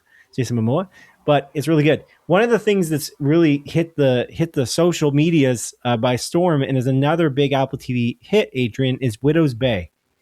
Mm-hmm. Widow's Bay, we started watching, we're 6 episodes in, is excellent. I said it would be up your alley to play 007 First Light, the 007 video game on PlayStation 5. Mm-hmm. So would this be. You will like this show quite a bit. I guarantee you. Matthew Rhys kills it in it. It's really cool. He's a mayor of a small town. Tom. His name is Tom. It's a small town. His name is Tom Loftus. And he's a mayor of this town, but he's kind of losing the reins on things because there's like this place is like known to have like a haunted history. He just doesn't believe it. He's like, no, it's not haunted. And then there's like episode after episode, there's like these wacky shit just happens. I think like. I was interested in the show already, and then I saw it blowing up on social media, and I'm like, I gotta watch this because I'm worried it's gonna get spoiled. And I feel like there's gonna be a lot of like these little snippets on Instagram showing up. So I was like, let's just do it. That's what actually my wife said that. She's like, I'm worried it's gonna get spoiled for me because she's way more on social media than I am. And so that was the concern. But we're 6 episodes in, and it's very good. Also, Stephen Root, everything Stephen Root is in, he's a scene stealer. I think personally, I just think he's great. He's amazing in Barry as well. Matthew Rhys is also a scene stealer. That guy's like a chameleon. We kind of talked about how good he is in general a couple weeks ago, but I feel like, or 4 weeks ago, but he's really, really great in this. It's really, really good. It's a horror comedy, essentially. Probably more horror than comedy. I don't know. Actually, maybe it's even, but it's made by some of the Parks and Recreation people, like the people from Parks and Recreation. And then it's directed by like a horror director and various other directors. Funny enough, the episode we just watched was directed not by a horror director. It was directed by Andrew DeYoung. Do you recognize that name? Yeah. Friendship director, which is not a horror thing. Actually, it is. I think Friendship's more of a horror movie than it is a comedy. So perfect. Yeah. But, yeah. It's elevated horror. Friendship is elevated horror. Yeah. Wait, what is that term? Elevated it's horror? like what you call like Hereditary or like Midsummer. Like it's not just like your typical like slasher horror. Like it's elevated horror. Yeah. They mentioned that in I think Scream 5, like the Scream 5 reboot like the requel where like Jenna Ortega, she's talking to Ghostface on the phone. She's like, I actually prefer elevated horror or whatever. I don't know if she's the one that coined that term or if it came out. I think like Babadook, the Babadook is like looked at as kind of like one of the first like elevated horror movies where like also stuff from Jordan Peele, I assume. Nope, Get Out. Yeah. I like elevated horror. That's what I like. That is what I like. This would be, I guess this is elevated horror too in Widow's Bay. Widow's Bay also, the way they do like the way it's shot is really quite beautiful in some way, but there's an element of even just how they do their marketing for it and how they do their like the titling. They've really realized this show. It's really cool. The way that Widow's Bay title like is just portrayed every episode. It's really, really cool. They really know what they're doing here. It's legitimately really excellent. I'm glad it's getting a lot of fanfare. People are really liking it. It's good because Apple TV needs it because they're killing it every week, every freaking month. They have so many good things coming out, and like people just don't give them the time of day. Like, what even is Apple TV? It's the best streaming service available. That's what Apple TV is. Okay, like what is even on there? Severance, Shrinking, Ted Lasso, Silo, so good. For All Mankind is one of my favorite shows. It is very, very good. Monarch: Legacy of Monsters. Oh, crazy! The budget on that is, I can't even imagine. Did you finish that, by the way? Because No, I was gonna ask you about that, because I we forgot saw the about it. trailer. Remember when we saw the trailer? Like, wait, how did they afford the budget on the CG here? Yeah, Because it seems I like a watched the visual effect. first 2 episodes. I was watching that week to week, and it was one of the shows where I was watching a lot of things week to week, and I was like, I got to drop something. So I dropped that and Daredevil, because I was watching, like, I don't know, a bunch of random shit. And then I was like, okay, cool. Then I went back to Daredevil, finished Daredevil, and then I haven't really been watching anything on my own, like TV show wise. I'm kind of in a phase where I just can't sit and watch something. But Okay. I do plan to go back. Me and my wife, we watch a lot of things together. And she hasn't really been in a huge, like, TV show mood. She wants more, like, simple stuff that comes off as rude, but, like, just easy watching. Yeah.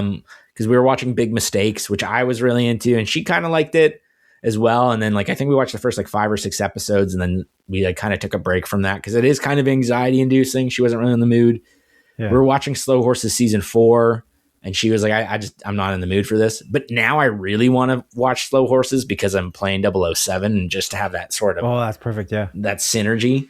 And I really want to watch Widow's Bay. But what we have watched, actually, I forgot about it. We've been watching, it's a Hulu show. So it's on Disney Plus, called Not Suitable for Work. Okay. And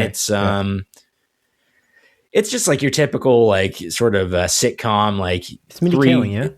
Yeah, it's Mindy Kaling created show. And it's pretty good. I like it enough. I don't love it. It's just like, you know, these, like, 3 or 5 20-something-year-olds, they live in, like, an apartment. You know, three dudes live in the one apartment, and then across the hall there's 2 girls their age that live in an apartment. And, like, it's just about, like, they're working, and, like, you know, they're workaholics, and, like, how their friendship kind of develops and everything. But my biggest gripe with the show is that every single plot line is kind of a love story in a way, or like a relationship story, like, oh, this person has a crush on this person, is hoping to get with this person. And, like, every subplot is a romance thing. I see. And I think the biggest miss is that, like, there's just not enough, like, character development. There's, like, a relationship story, like a main character, I guess, relationship story between one of the girls and, like, I guess, like, her boss or whatever. And it's like, her, before the relationship even begins, like, that character sucks. Like, he's just kind of a piece of shit. Like, he just treats everyone poorly. And I'm like, what do you see in this person apart from them being, like, an attractive dude? And now, like, I don't know, we're on episode 7. I think we just finished episode 7 yesterday. They just started kind of developing his character, making him a little bit 3-dimensional. I'm like, okay. Doesn't excuse how much of a piece of shit you are in the first, 6.5 episodes, but who am I? Who am I to judge? So for this show, you could maybe argue that he might be, like, the creme de la creme of 2D villains, because he's kind of the villain of the show. He is kind of the villain of the show, but with not really the villain. Instead of a KR. Yeah. Yeah, he is he's the creme de la creme of the 2D shitty bosses in this show. Right. But honestly, everyone kind of, like, it's funny, like, all the older adult bosses kind of suck. They're all kind of pieces of shit. Except for one of them. She's just kind of sassy, but she had to work hard for her position. Right. You know? Yeah. So you get it. You get it with her. I don't know. Gotcha. Pretty good, though. It's enjoyable. I'm very excited for Adult season 2, though. Like, it's kind of akin to Adults, and Adult season 2 airs in August, so maybe I'll rewatch that soon. The last thing I'll say for Widow's Bay, I'm not a horror fan. So for those listening to this, they might think, I don't like horror. This is a really fun show to watch. This is almost a popcorn show in a way. It feels like Lost, and it almost feels like it meets Jurassic Park in some strange ways. And then it meets other horror. You can see kind of some of the trappings of some of the tropes potentially in there, but it isn't that scary. It is elevated horror. It is a great description of it. It does feel like Lost. It's funny. Damon Lindelof tweeted about this show. Like, he really likes it. He put it on, or whatever, he Instagrammed about it. Yeah, how much he likes this show too. And whenever he Instagrams about something that's well written, I'm like, ooh, this might be very good, because he's such a good writer for many things that I enjoy watching, like Watchmen and Lost and The Leftovers. So it's a kind of a good kind of a. I was gonna say, he's like a tastemaker for me, at least. Yeah. Usually when he says something's good, I'm like, it's probably gonna be good. Okay. Should we move on now, Adrian? Are we done with what we've been watching? This is a long segment. Jeez, that was like an hour and 10 minutes. Yeah. Yeah. Sorry about that. Right. Let's move on now, Adrian, to the montage, a sequence of our show in which I briefly present at least 7 of the bi-week's smaller news stories as Adrian delivers a brisk verdict. Number 1. As revealed by director Matt Reeves on social media, production has begun on The Batman Part 2. Wow. Took them long enough? Why? Why did it take them so long?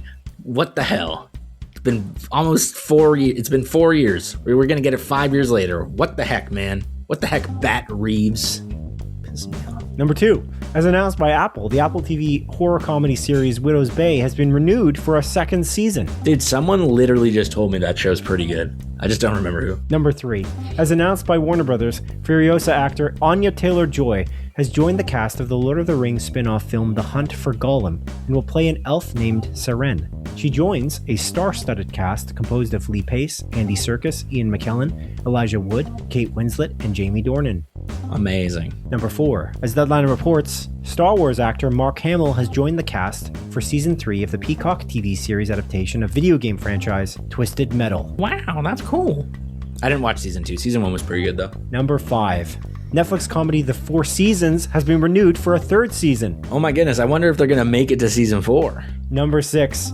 As reported by Variety, Harry Potter actors David Tennant and Jim Broadbent, Bridgerton actor Nicola Coughlan, and It Crowd actor Richard Ayoade have all been cast in the upcoming 6th season of Hulu comedy series Only Murders in the Building. Nice. It's IT Crowd, by the way. I think isn't it a play on words? Isn't it both? I thought that was the idea. They're like the It Crowd, but they're not. That was I thought that was the idea of it. Oh, maybe. I know it's IT Crowd because they're IT people. They're IT specialists in a company. I know that, but I thought it was both. I'm probably wrong. I've only seen like 5 episodes. We'll never know.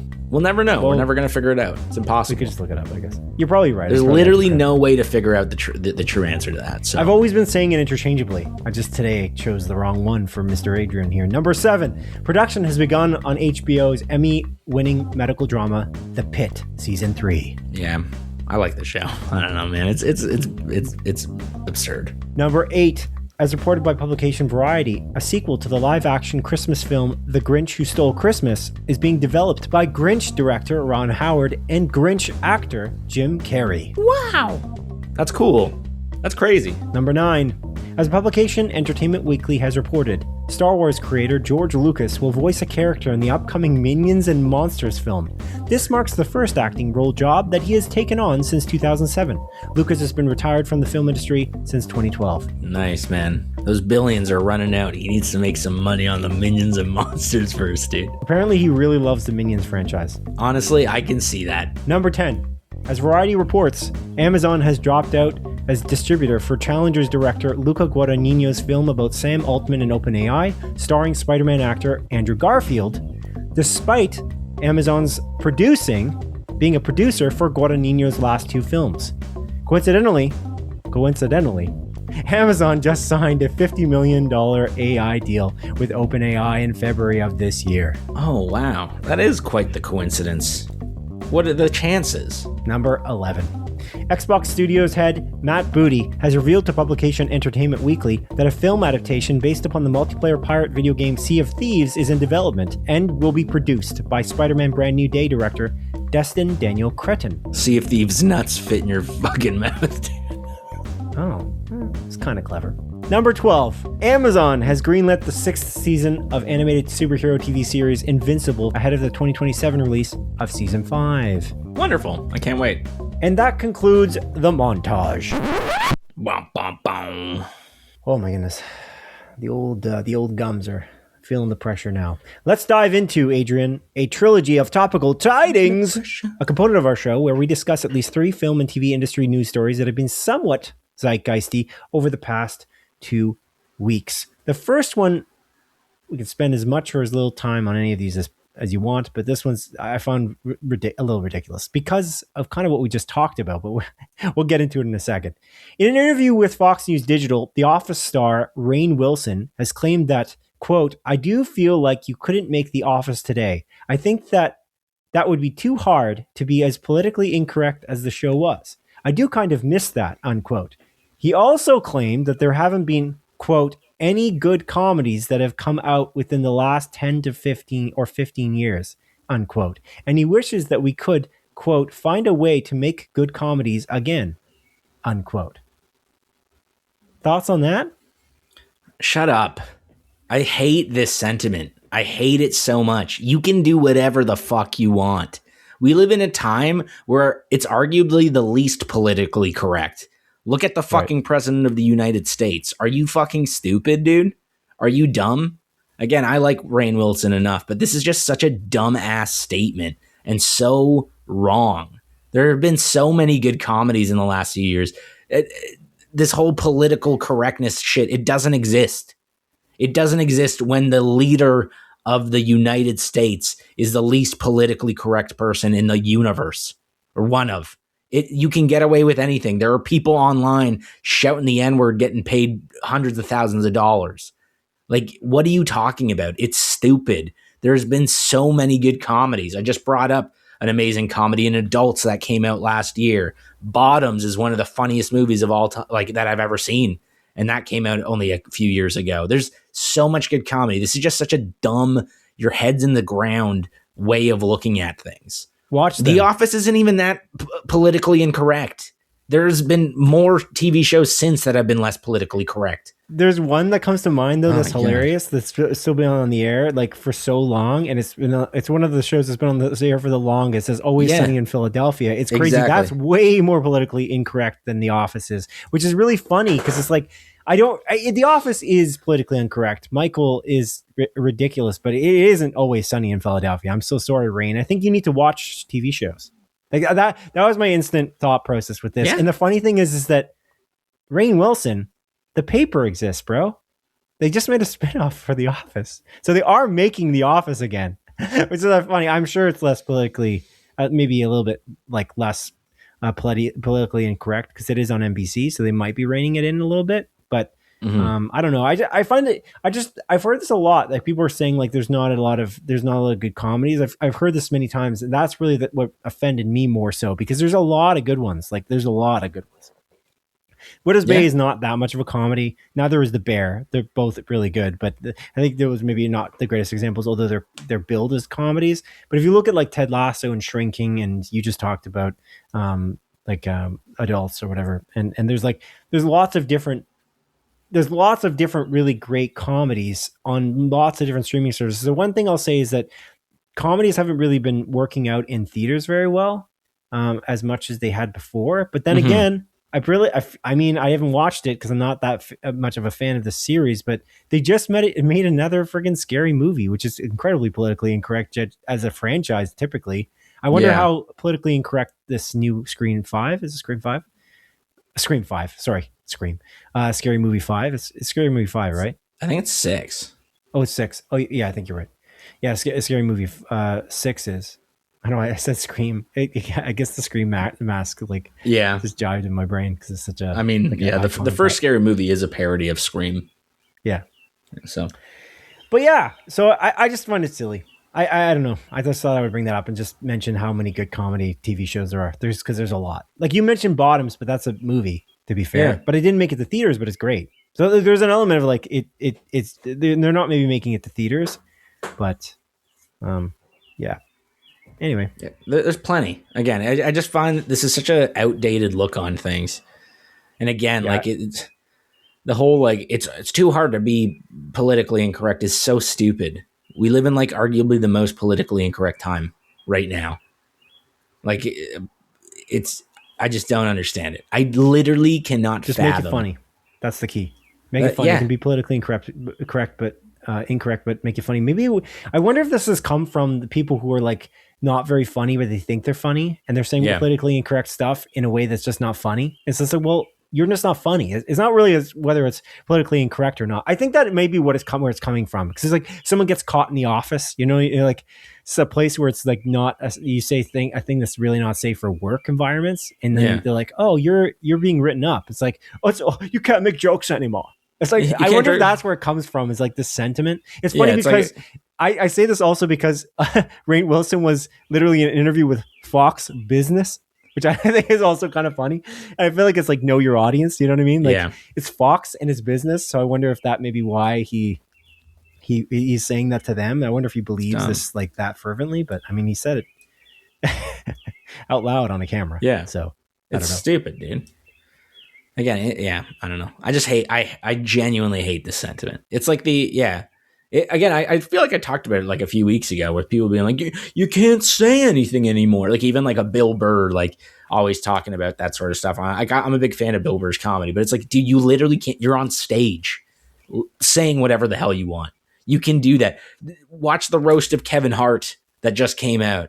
They went very far in a lot of ways. Like you can say whatever you want. Nobody cares as long as it's funny. Yeah. It's okay. But then it's like people that just say retarded for fun, you know, and like, oh yeah, this bitch is retarded or whatever. And like, oh, it was just a joke. That's not funny. There's no punchline. There's no setup. You're just calling someone retarded or calling someone the N-word or whatever else. Like it's simple. It's simple. Yeah. Just jokes have setups and punchlines. If you don't have anything, and it's like at the UFC fight, like the Freedom 250, like someone, I forget, one of the fighters, he like went on and like was like, Michelle Obama's a man, am I right or whatever? And then that's like people, yeah, and then people were like, oh man, fuck this guy, like what the hell? He's like, oh, it was just a joke, and then doing this half-assed apology. It's like it wasn't a joke. You were just saying something, right? That is incorrect. That's not. There's no setup. There's no punchline. You're just saying that this person is a man. That's not funny, dude. Yeah, it's dumb. It's dumb. It's so frustrating. Yeah, I hate it. It actually pisses me the hell off. That's like one of my least favorite like sentiments. I haven't heard Bill Burr say that as much recently. Maybe I just haven't watching his stand-ups as much. I like him a lot. It's funny though, like I just haven't seen him say that. I find it's weird that he says that because, to be honest, this is a sentiment that I imagine like bad comedians would say, or like ones that aren't very good, or like unprofessional. Because the thing about comedy is like, as he should know, is I feel like it's just there is an element of skill, and they make it look easy, but they bomb. I'm sure like many jokes bomb as he's building up to make a Netflix special. That's just the way he builds a set. So I find it interesting. Like he believes that. So I'm like, why do you believe it? Because you are very free with the way you speak anyway. So I'm like, I don't think that that's really true. I haven't heard him talk too much about that recently, but I guess it wasn't that recently. I'm kind of referring to things he said like a few years back. So maybe he's changed his tune on it, but it's I don't know. I remember he was saying a lot of that stuff before he did that comedy show in Saudi Arabia as well. I'm like, dude, you literally can't say shit there. Like you're saying you can't say anything anymore, and then you're going to fucking Saudi Arabia and doing a festival. It's like, let's be real. Yeah, the thing that bothered me more about this story, though, in what Rainn Wilson said was, I really just find this to be a sentiment that a lot of people say who don't watch stuff. And I always find it annoying. Like, there's no good movies now. We've talked about that before on our podcast. Oh my God. Like, there's no good movies now. It's like, you're not watching them. Go to the theater and watch them because there's so many good movies and there's so many good ideas in movies. Like there are lots of ideas. You went to go, you look at the box office, you're like, oh wow, it's just Avengers movie. It's just a superhero movies. It's like, no, it isn't. There are a lot of great ideas like that show up at the Cannes Film Festival or show up at like the Toronto Film Festival or definitely show up in theaters and make millions of dollars, like Obsession, which won like not one, but I guess it won millions of hard-earned dollars from like worldwide at the box office. So there's lots of good ideas, and like you're just not. And then I know that there's people saying this. I haven't seen this, but I know it. They're like, wow, Obsession. See, that's just exactly what you got to do. You got to make original ideas, and then like there are always original ideas. You just not watching them. That's the problem, and that's the same sentiment with this comedy thing. Yeah, I was listening to. Oh, sorry. Go ahead. I was going to say I was listening to Smartless, and like those guys were like trying to say like there's not as many good comedies, but they were saying it in a very like mild way. They weren't saying it there was not that many, but then they're like, we'll list some comedies that you guys like, and then they could only list like one or something. And I'm like, guys, there's so many good ones. Like that's so unfortunate because those guys are the Smartless guys. Two of them are from Arrested Development, and the other one's from Will and Grace, which are notably very popular comedies. So it's like I feel like it's disappointing to hear them say that because it's like you guys should maybe be in more comedies. I mean, you got Will Arnett doing like a really sad comedy in the movies, and Jason Bateman's kind of moved on to drama. So it's like.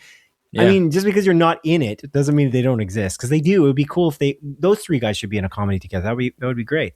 Yeah. Because there are comedies out there. Make one. maybe like look at them because they're great. But anyway, sorry I interrupted you.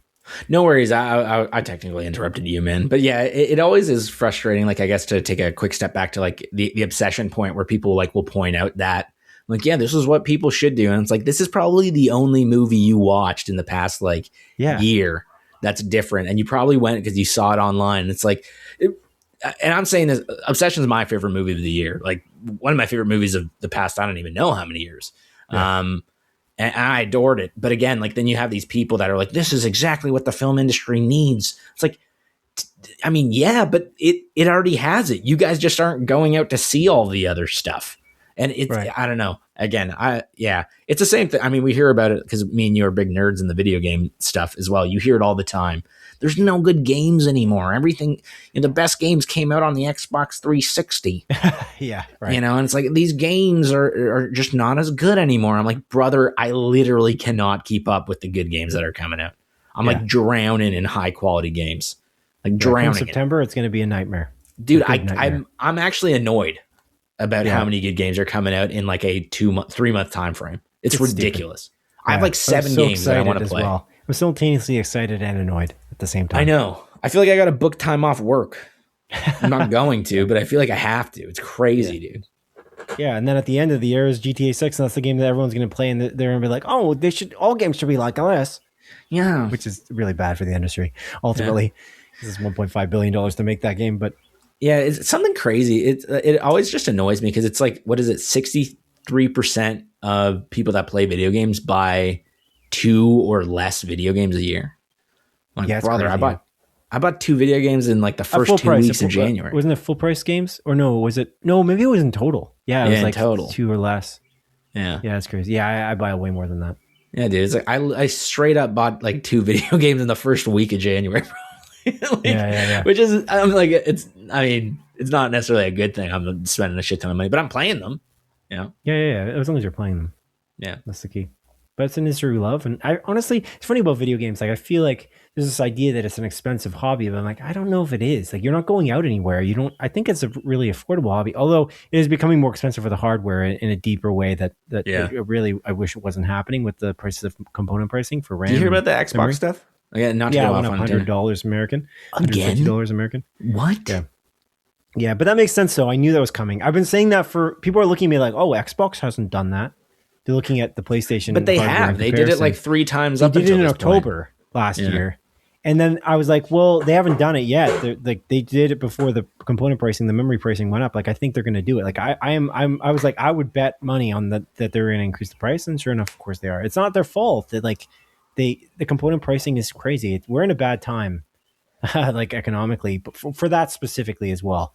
And it's becoming less accessible, but I still think that it's still, I don't know, you try to build a PC, you know what I mean? If you're comparing it, but you want the games industry to be accessible to everybody. It would be ideal for especially consoles to be more accessible. But anyway. Yeah.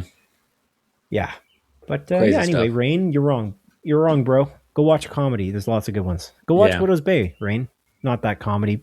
Not that comedy centric, I guess, or Ted Lasso or Shrinking is friggin' awesome. Although it is kind of sad at times. It's really, really good. Mm-hmm. And laugh out funding it many times as well. There's lots of different types of comedies. Go watch Always Sunny in Philadelphia, Rainn. That's the big one. So you don't. Yeah. So you shut the hell up because that one's been running forever, and it's. Go watch The Chair Company. Go watch I Think You Should Leave. Yeah, that's a good one too. Yeah, The Chair Company's awesome, dude. That's a very different comedy too. Yeah, that's almost a horror. But less so than Friendship because it's elevated horror. It's elevated horror. Yeah, right. All right, let's move on to the next topical tiding here. According to Deadline, the search for the next James Bond is well underway. The next round of auditions reportedly begins in August, and so I brought this up so I could ask the question: any guesses who might star as the next 007? And do you have anyone that you would want to star? It's kind of a quick, little thought exercise. It has to be British people. It does, yeah. That would be something that it would have to be. I think it could be. I think it could be. I personally believe it should be male. The actor should be a male actor. British dude.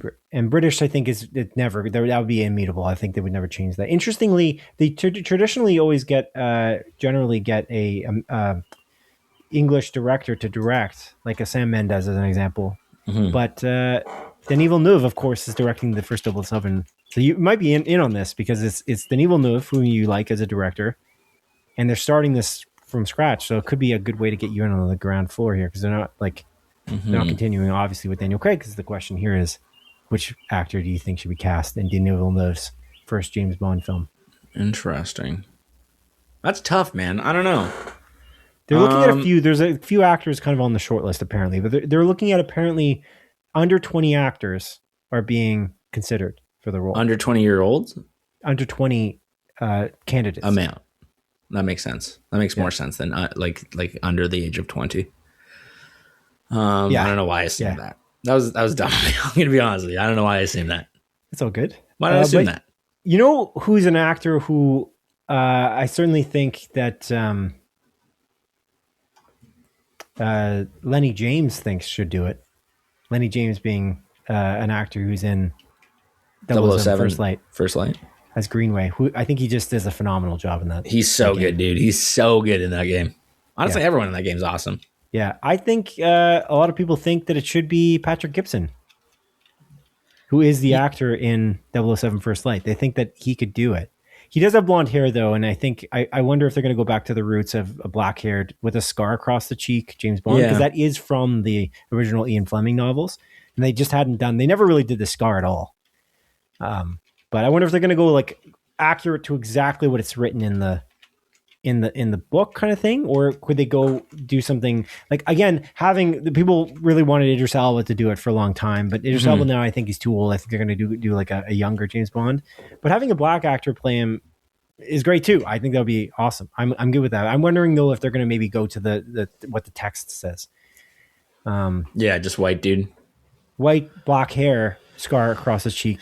Not obviously you're going to make up that, but having them do that. Tom Hardy was on the short list for a long time. I think they're looking at way younger. I don't think that's going to happen. But I think that whoever it is will have to dye their hair. Patrick Gibson actually doesn't have black hair. He has black hair obviously in the game, but he's motion captured. They would have to dye his hair potentially. I think that would be a good choice to make it really work. I would, because Daniel Craig has blonde hair. That made no sense. That was controversial at the time. Yeah. Like for some people, like my brother was like, wait, what? How does that work? But then again, they never followed the scar on the cheek thing that I recall. I don't remember them doing it. So, So the actor who comes to mind, Patrick Gibson, I think did a really good job in the game. I think he's awesome. And he's amazing. The people who watched, like played the game, and the people who watched him do the performance, like in like a Lenny James, they really kind of agree. But I think another actor who I think is probably on the short list is also really good and could do it. I think Aaron Taylor Johnson. I think I would believe it. That was rumored for a while as well, wasn't it? Yeah, it was. I don't know if it's going to happen now. Now, Callum Turner and Jacob Elordi are rumored. Interesting. It's funny. I was actually going to bring up Callum Turner, because he was good in. Oh my goodness, I'm forgetting the name of the movie, Eternity, which I really liked. Oh, you watched Eternity? Oh, cool. Yeah, I did. Yeah, nice, sweet. I forgot to bring that up. I watched it like a couple months back. It's on Apple TV. There's that rom-com that he's in, like with what's her name? I know who you're talking about. That looks really good. Like the way that they did the trailer at the very least, that's a really good trailer. That is a trailer I should have brought up in the trailer segment, because I thought that trailer was really, really solid. Yeah. That's the rom-com called One Night, or no? I can't remember. Yeah, something like that. It's like where sex is illegal except for one night of the year. Something like that. Wait, what? That's the premise of the movie. Sex is illegal? Yeah. Is that the premise? Yeah.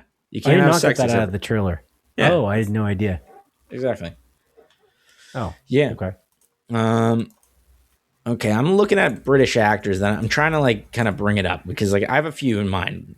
My number one pick, not British, Glenn Powell, obviously. But again, I'm hoping he's going to be cast as Batman in the DC universe. That'd be 10 out of 10 casting.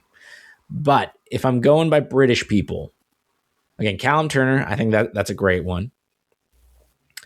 I think might not be jacked enough, but I think someone that would be really great, who's very charming and likable, Joseph Quinn.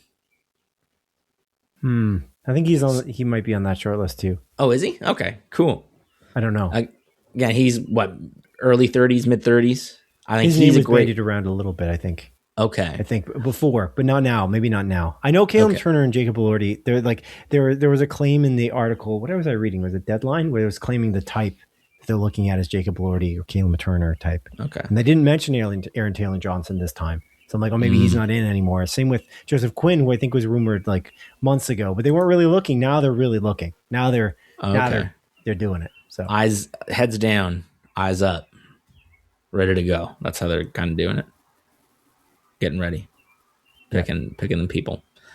I think Joseph Quinn would be a good one. And then, so you in for this when it comes out? Yeah, I'll watch it. It's Denis Villeneuve, and now I'm a 007 fan because of this one video game. See, that completely worked. That was what was so weird about the friggin' Amazon, like throwing their dick around. Like, we're gonna publish the next one. We're gonna be involved in the next one. Like they were like the Amazon executives were like because they bought MGM, bought Indiana Jones. What am I talking about? They bought the James Bond franchise. They bought MGM. Amazon bought MGM, and then and now they have full control of it. But IO Interactive, who made First Light, wasn't making. They made the game before MGM was purchased by Amazon. They were making the game before, and so they self-published. And it looks like Amazon really wants a piece of a full piece of the action. They want to publish it, but it made it look like they were going to hire someone else to make the next game, which is bizarre because that game sold like hotcakes, and it literally is reviewed incredibly well. And everyone who's played it that I've talked to has loved it, including my own experience with it. I've loved it as well.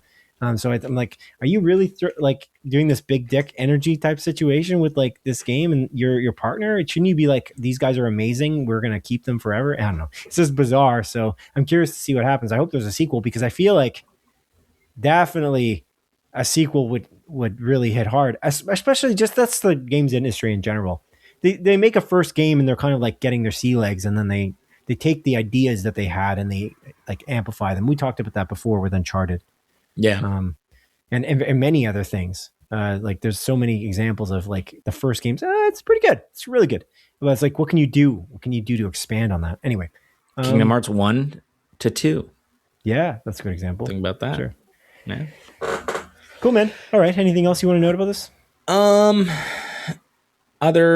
You still want me to list any other actors or? Oh, sure. You have any more ideas? I have one other one. Okay. If we're looking young. The guy from Warfare, Kit Connor. That's on the short list, I think. His name was the third name. Okay. Sorry. Kit Connor was, I believe, the other name. There's 3 names. I couldn't remember the third one. Warfare, yeah. Interesting. Yeah, he could do it. And you know what? If we're looking at Warfare actors, let's just throw Will Poulter into the fucking mix. Why the hell not? I like Will Poulter. Will Poulter. Yeah, maybe. I think they're all British people. They're all going for the white guy, though. It's seeming like from the template. Yeah, like they're not going to do the. I guess that's fine. I don't know. I like the Idris Elba idea. That guy's really suave in real life. I feel like he would have really pulled it off. But again, he's old now. If you're going to go for a non-white actor, who would you pick? I'm trying to think about ones that like. I have to take a look at the British acting. The first one that came to mind was Washington. John David Washington. Sorry? John David Washington? John David is not his name. Is it not John David Washington? No. What is it then? It is something John, though, isn't it? John something Washington. You almost had it. Is it John David? No, there's no way. But now it's like, again, you got that in my head. Now I can't think. Oh, it is John David. You're 100% right. Okay. I haven't seen that guy in anything recently. Yeah. I just haven't seen him around. Tanay. But he's American, obviously, so it doesn't work. Okay. But yeah, I don't know. Who would do it? I know who I would pick. Who? If it wasn't a white dude.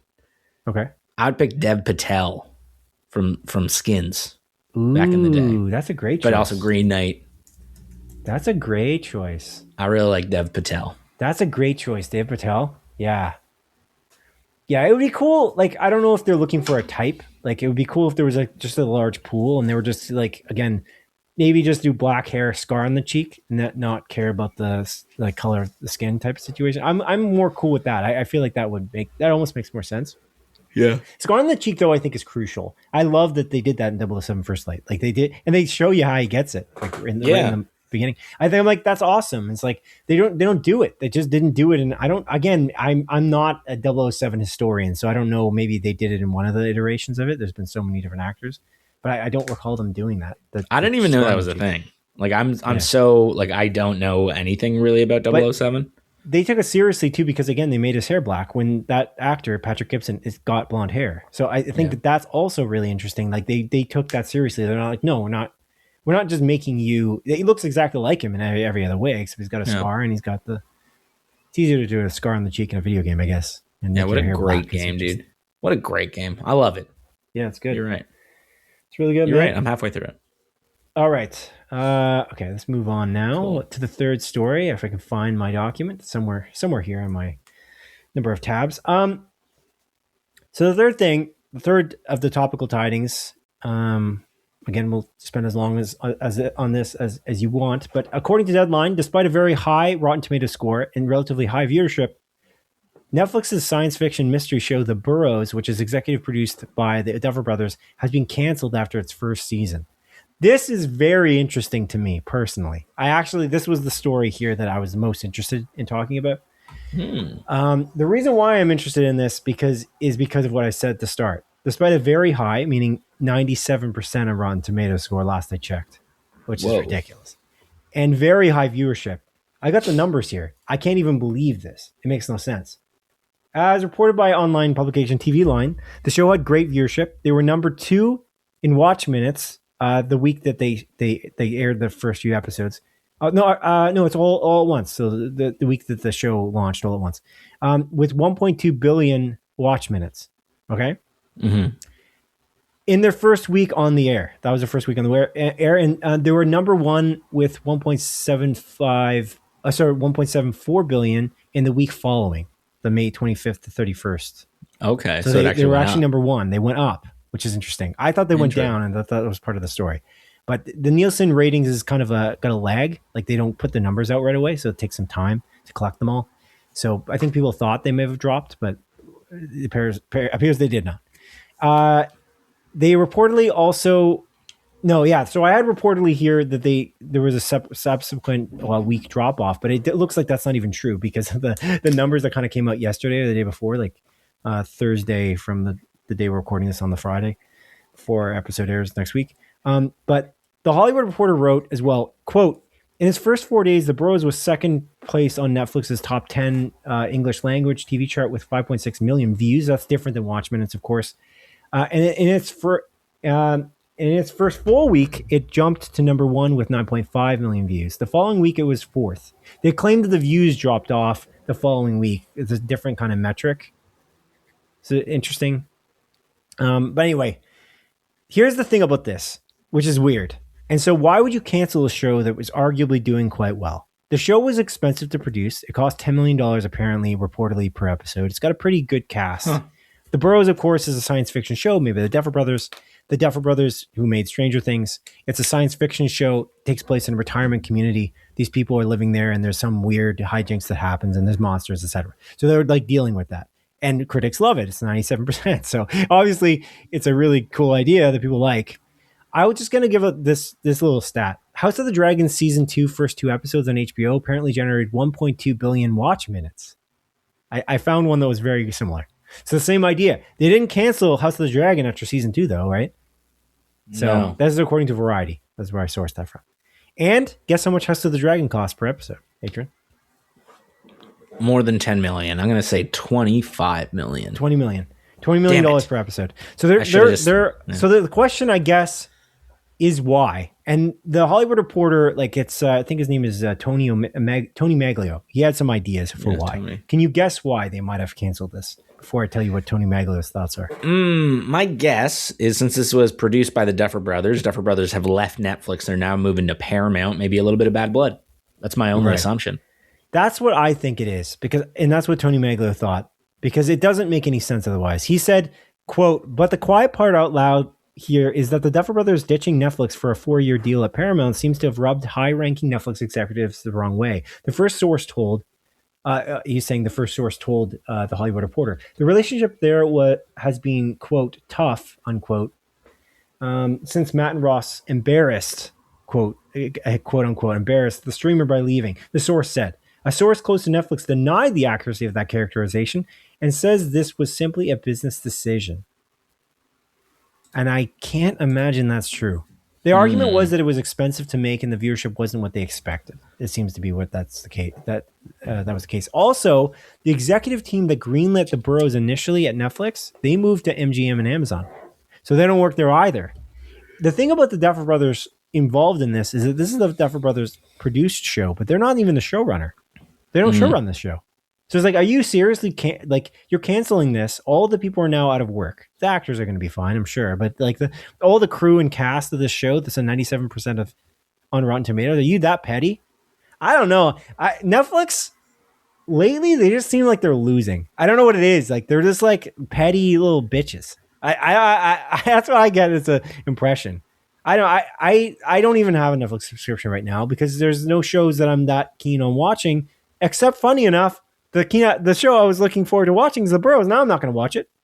But I'm not going to. I was actually going to subscribe for The Boroughs. They canceled the quality thing I was looking for. They rather make reality TV shows, I guess. I don't know. They're in a really weird company because they also almost make, I think, double the content versus all of their other competitors. They make so much content. I was looking at like a stats chart. It was like outrageous how much content they make on a consistent basis. But I just find it so bizarre. They also cancel the most shows on a gross perspective, like how many they cancel, but they don't cancel the most on a percentage of how many shows they make. So that's not the case. So that's an interesting thing. We said that before, that we thought that they cancel the most because it feels like that. They do cancel the most, but that doesn't mean anything because they make the most shows. Like they make almost like double the shows, and then they cancel the most shows too. So that doesn't really matter. But Netflix is so expensive, and they're not tied into making only quality. They have like this large like repertoire that they're constantly making, and that's why I think Netflix is just not at all near the top of what I like for streaming services. But they have by far the most subscribers. So it's such a funny thing, and Netflix is almost like Kleenex. And my question is, should it be? You know what I mean? Like Kleenex is the facial tissues. Like everyone looks at it and is like, oh, Netflix, the streaming service everyone has. I'm like, nope, not me. I have every other streaming service almost right now, except for Netflix. I have Disney Plus right now. I have Apple TV Plus. I have Amazon. I have Crave, but I don't have Crave is our HBO Max, I guess, in Canada. Anyway, that's my thought. I don't know if you have any thoughts on that. I kind of gave you a little diatribe. I thought it was hilarious that they would do that they would cancel this. But yeah, I mean, it's a shame. I didn't watch it. I didn't really have much interest in watching it. I honestly, I remember you mentioning this show came out, but I didn't know that it was this well reviewed. I feel like if I knew that, maybe I would have given it a shot. But I don't know if it would have mattered. Yeah, at this point, who knows? Maybe you and I, maybe the 2 extra viewership hours could have changed everything, man. Maybe it could have been us.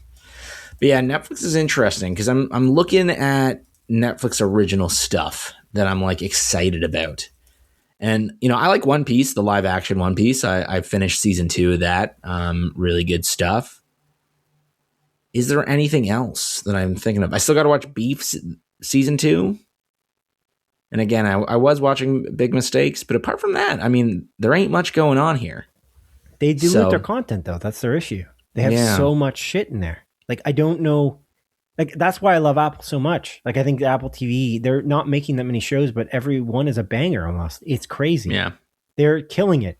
From, again, Your Friends and Neighbors to Widow's Bay to, like, again, For All Mankind to the spinoff For All Mankind in the, yeah. Oh my God, what am I thinking? Oh, Star City. Yeah.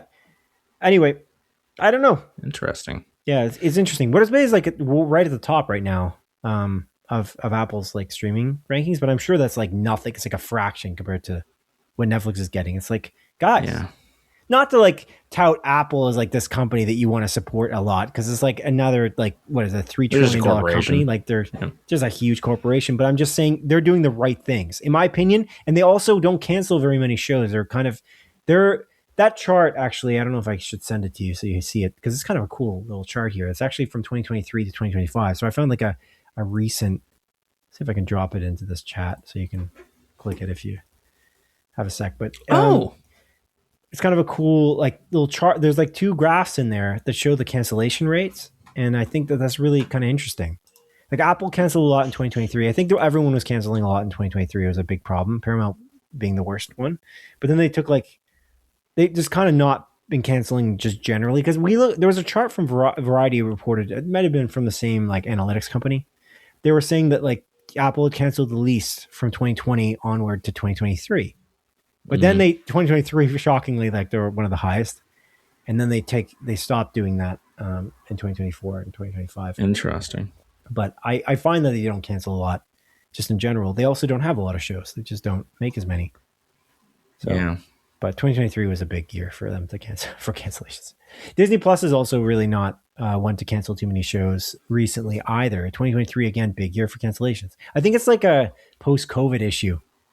They're all correcting in 2023, and that's why it looks, if you look at this chart, it's crazy.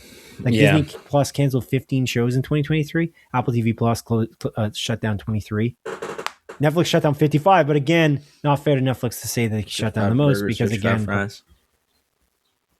per capita or whatever you would call it. Yeah. They actually shut down the least almost in 2023. But yeah, this is a crazy thing. This just seems like petty. This seems so petty, and I was kind of excited for it. I'm looking at, I typed in the Boroughs again just to see what it was at. It's 96. With 80% audience That's score. Crazy, dude. That's so high. That's really good. Yeah. That's really good.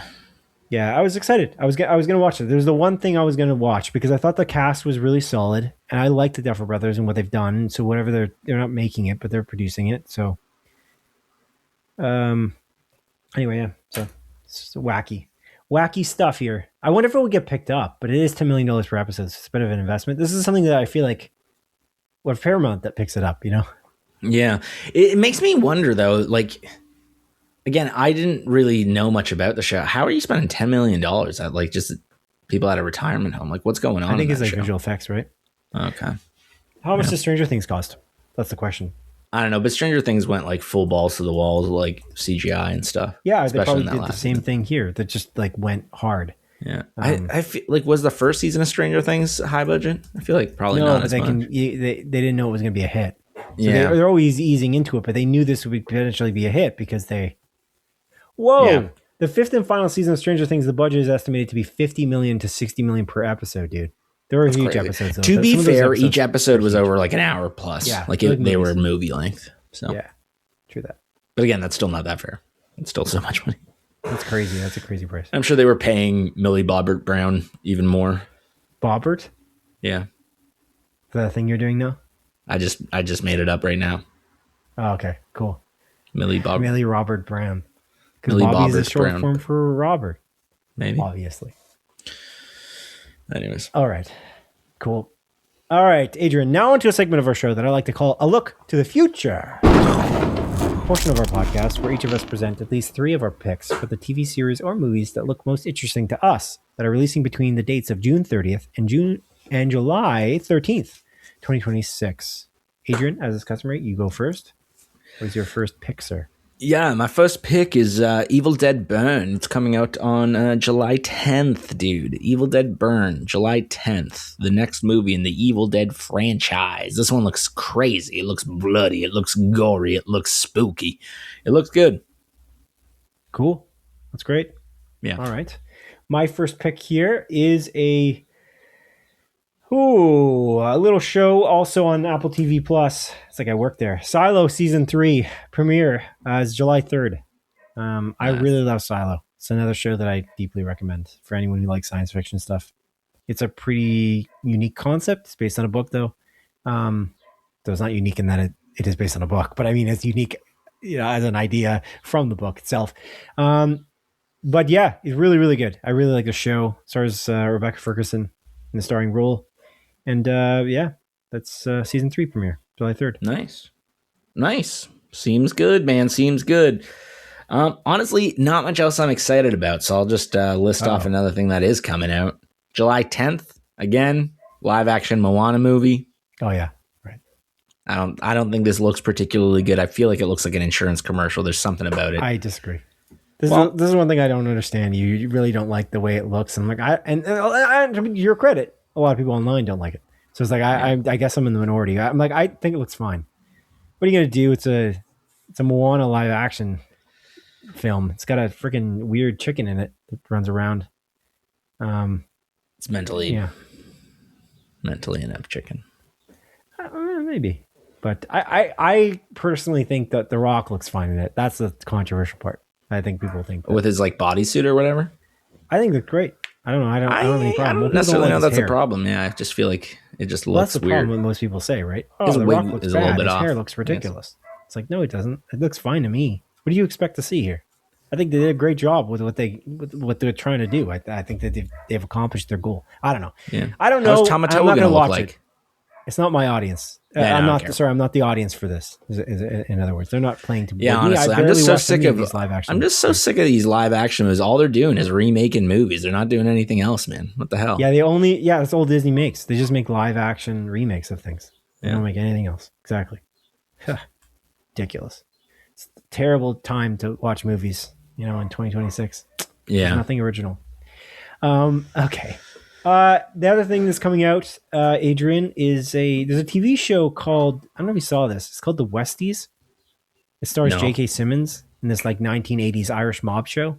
Kind of interesting. It's on MGM Plus, which I'm confused about because MGM Plus is it just another excuse for Amazon to make money? Like Amazon Prime is too inexpensive, so now we're going to separate things into MGM Plus. I don't really get what their play is here. I'm not a big fan of this because I tried to watch I was going to watch No Time to Die, like the last Daniel Craig James Bond movie, because I think it's the only one I hadn't seen from his catalog of James Bond films. Mm-hmm. I'm going to go watch it.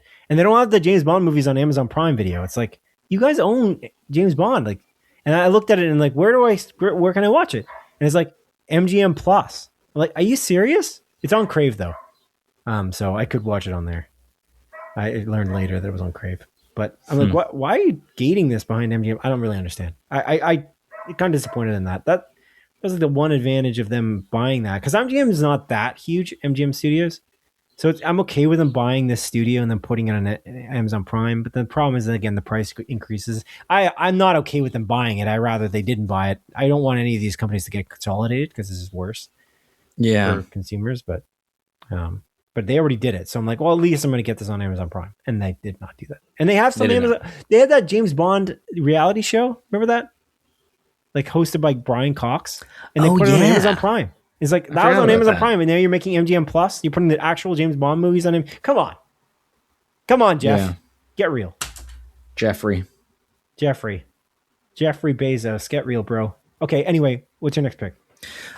This is a movie that I'm actually excited about. I kind of forgot about it, and then it just popped up into my head because I was like, wait, isn't this movie coming out? Yeah. And it is. It is the A24 Olivia Wilde directed movie, The Invite, starring herself, Seth Rogen, Penelope Cruz, Edward Norton. Yes. It's rated incredibly well. Yeah. On the Rotten Tomatoes. Sweet. It looks good. That's coming out July 3rd. But will it be able to rival this movie starring George Lucas, Minions and Monsters, Adrian, comes out July 1st? Impossible. Yep. July 1st, Minions and Monsters. Impossible. I've never been a Minions fan. I didn't watch Despicable Me. I did not watch any of the Minions movies. I should probably watch Despicable Me, but... Despicable Me was good, from what I remember. I liked it. That's the only one I watched. And then they're like, let's make an entire franchise with the guys that don't say anything. All they say is banana. Right. People love it. People love it. It's like if they did like a Star Wars just Ewok show. Like an Ewok special, and all it is just Ewoks. Lucas wanted to do before he sold the rights to Disney. Maybe because he's in this. He loves Minions. Apparently, he loves Minions. He loves Minions. Good stuff. All right, your pick. I mean, those were the three that. Oh, you picked sorry. Yeah, I'm gonna just rattle off some things that are coming out then. Yeah. Well, there is one on here that is actually really good. I don't know how I missed this one. X-Men 97. That one, X-Men 97. Apparently, people really love. The second season, right? I meant to watch the first season. Second season premiere is on July 1st. Disney Plus. which is pretty cool. That I'm gonna probably try to get around to watching that eventually. I started watching The Boys. I didn't say that. Season 5. I'll leave my verdict for next episode. I'm curious what you think about that. I'm very curious. Yeah. So we'll get there, but I don't know why I brought that up. Yeah. Oh, because I don't have time. Because I usually watch most things with my wife, and so the time I have alone, I'm playing Starfield or some other game like 007 First Light. But the other things to rattle off here. There's a. I don't know it's a Legally Blonde TV show, right? Spinoff. Yeah, it comes out July 1st. That has a late James Vanderbeek in it as well. It's an Amazon Prime. Wait, really? He's in that? Yep. Oh, they really held it back then, I guess, for a while. Yeah. Interesting. Passed away earlier this year, if I recall correctly, like back in January, unfortunately. Yeah, it's sad. But yeah, that comes out July 1st. Enola Holmes 3, the Millie Robert 1st, Brown, right? July 1st as well. Yeah, so Canada Day. Awesome. Then we got, that's it. That's all I got. Yeah. That's it. Cool. I'm sure there's other things, but I thought those, deserve to mention potentially, the things that people would be interested in. I'm not interested in any of those deeply, except for Silo, I think. Silo's the one that I will definitely watch on there. And the other stuff I might watch. Some of the stuff like, I don't know, Minions and Monsters maybe one day in my life. I don't know. We'll see. Okay. Well, that's that. Now on to Adrian, our final segment of our show. A segment where we each present our favorite trailer of the bye week. The segment known as The Trailer. The caboose of our episode. Adrian, what is your favorite trailer of this bye week? The caboose is loose. You know? Yes. The caboose is loose. Yes. My favorite trailer, Simon. Yes. I mean, I can't really think of too many trailers that I watched. I know there was a bit there's a few that came out that I just don't want to watch. Okay. But the one that I did watch is a movie trailer. It's a trailer for the movie called Clara and the Sun. It's Taika Waititi's next movie starring Jenna Ortega. Yeah. She's a little robot helping out a family heal themselves or whatever. It seems pretty good. I feel like Taika Waititi kind of needs a hit because I know his soccer movie that came out, I think you liked it. I didn't watch it. It wasn't reviewed particularly well. And then his, Thor: Love and Thunder was a total miss for me personally. So I'm hoping he can kind of find his stride again with Clara and the Sun. It looks heartfelt. Amy Adams is also in this. Looking pretty good. I'm not against it. I'm not against this movie whatsoever. It's based on a book by Kazuo Ishiguro. Ishiguro. Yeah, it looks pretty cool. Yeah, looks interesting enough. Little robot lady. By chance, did you watch the trailer for Spider-Man Brand New Day? That's not my pick, but I'm just curious. Was that this bye week? The final trailer, yeah. For sure. Did I? I don't know. Okay. Did I? I don't know. Spider-Man. Did you? Brand new day. I did watch it. Did you like it? I thought it was okay. I don't think I loved it. I preferred the first trailer. Yeah, me too. Yeah. But yeah, that's why I don't really remember it that well. So I guess that says something about it. Okay. I'm excited for the movie though. I was wondering because you picked Clara, so if you really like that trailer, I give you a choice, but you didn't remember you saw it. So, the trailer that I'm going to pick here is one we just saw yesterday. I saw it for the second time though, because I watched it the day before, I believe. And it is not yesterday. Sorry, the trailer we saw in theaters 2 days ago for Supergirl. The thing about this trailer is that it's a bit too much for a lot of people. And every time I've seen people watch it or like looked at the comment sections, people don't seem to be a big fan of it. People seem to be confused in the movie theater. But it's the trailer for Digger, the Tom Cruise starring film, which is like a Tom Cruise retrospective trailer. I just thought it was epic. I thought it was awesome. Mm-hmm. And the thing about Tom Cruise that's interesting to me is that Tom Cruise is like, there's not that many movie stars, with like the capital M, capital S, like movie stars, Mm-hmm. And I think Tom Cruise is deeply one of those people that is deeply a movie star. Like he carries weight behind his name. And yeah, I feel like it's proof by the fact that he, like, people think that is a joke, but it's like he saved the film industry after COVID, you know, with Top Gun Maverick and all that stuff. So I think there's like an element of like he cares a lot, and like he seems to like have a lot of gravitas when he enters a room or he enters an interview, and he's like very much again a movie star. So I thought that was a really interesting trailer, but it's a bit too much on the Tom Cruise aspect for a lot of people. I just thought it was epic, and I'm really excited to see what this movie will be, because they barely showed the interesting movie part for this trailer, because I like this trailer as well. It's cool, but it's like I have no idea what this movie is. Like I was confused. I was like, oh, they're making a documentary about Tom Cruise's career, and then all of a sudden it's like, no, this is a crazy comedy movie starring Tom Cruise. I was like, what? Like I was shocked when I saw it. I was very like confused. Well, you know what it is because we talked about it, right? Or you didn't remember? I didn't remember. Oh, okay. Yeah.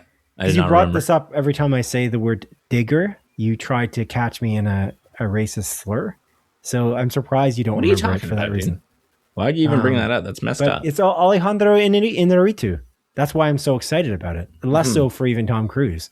Although I am excited for it because it's Tom Cruise, and Tom Cruise has been very much an action star the last few flicks. So I'm excited for it for that reason mainly. Is Alejandro. Like Birdman and The Revenant are excellent. Like I love them, and I haven't seen a movie from him since. He did one in his native language last, I think, and I'm hoping this is good. It's a comedy too. It's just, Birdman is kind of a comedy, I guess. The Revenant is certainly not. So it is in some ways. The Revenant? Yeah, it's elevated comedy. Yeah, it's elevated comedy. Yeah, new term. That's what The Bear is. The Bear is elevated comedy. It is. That I actually am serious about that one. Yeah, we could go. That's out today. I know, it's exciting because it's all out today. They put it all out, which Disney Plus doesn't always do. They do week to week often. Yeah. So like, I am excited for this. I'm gonna watch. Oh yeah, I watched Gary. Oh cool. Okay. Oh I watched that. Which is the prequel. It's with I know. Evan Moss Backrack and Bernthal. Yeah. Wait. Oh, I forgot to say this. Did I not write a note about this? I have no idea. I didn't talk about. I watched the John Bernthal special, the Punisher special. Oh, nice. Yeah, you did. I just wanted to bring it up because I laughed out loud in the beginning of the movie. Because not a movie, I guess it kind of is. Like the 50-minute special is really short. It's funny. Yeah. But like I laughed out loud because there's a moment where he's doing pull-ups in the beginning, and I just thought of you, because like you always say like John Bernthal is way over the top, but it's great that he's over the top. Like he goes up to 11, and he's like he never tones it down, but he's doing these pull-ups and he's like groaning like as loud as possible, and I'm like, oh my god, that's exactly what Adrian described. I don't agree with you. I've said that before. I think he's in the range he's supposed to be at for the character he is. I think he does a great job. He's a good actor. But I just laughed out loud because I instantly thought about you saying that because it was so over the top. If you just watch the first 5 minutes of it, maybe the first minute, he's just like groaning at like the top of his lungs. He's just pulling up on a pull-up bar. Anyway, it's good. I liked it a lot. It's very bloody, very crazy. Awesome. I just almost felt like it left something to be desired though, because it's like, okay. I wish it was longer. I wish there was more. Did you resolve it? Did you? I'm not. It does kind of end abruptly, eh? I just feel like it ends, and I'm like, oh, isn't there more to happen here? Yeah, that's kind of what I was thinking. But yeah, we're doing a late stage what we watched all of a sudden. Yeah. But anyway, yeah, the trailer of the week for me, the Tom Cruise retrospective Alejandro Inarritu Digger trailer, and we've got Don't You Dare. I didn't do anything, dude. I don't know why you're bringing attention to it. I've mentioned this so many times on this podcast. It shocks me that you didn't remember that this existed. I just want to mention two other trailers, okay? One, because I think it looks really cool. I think it's also on Apple. The Dink. Did you see this? Oh, I did watch the trailer for that. Yeah, that looks good. I like Jake Johnson.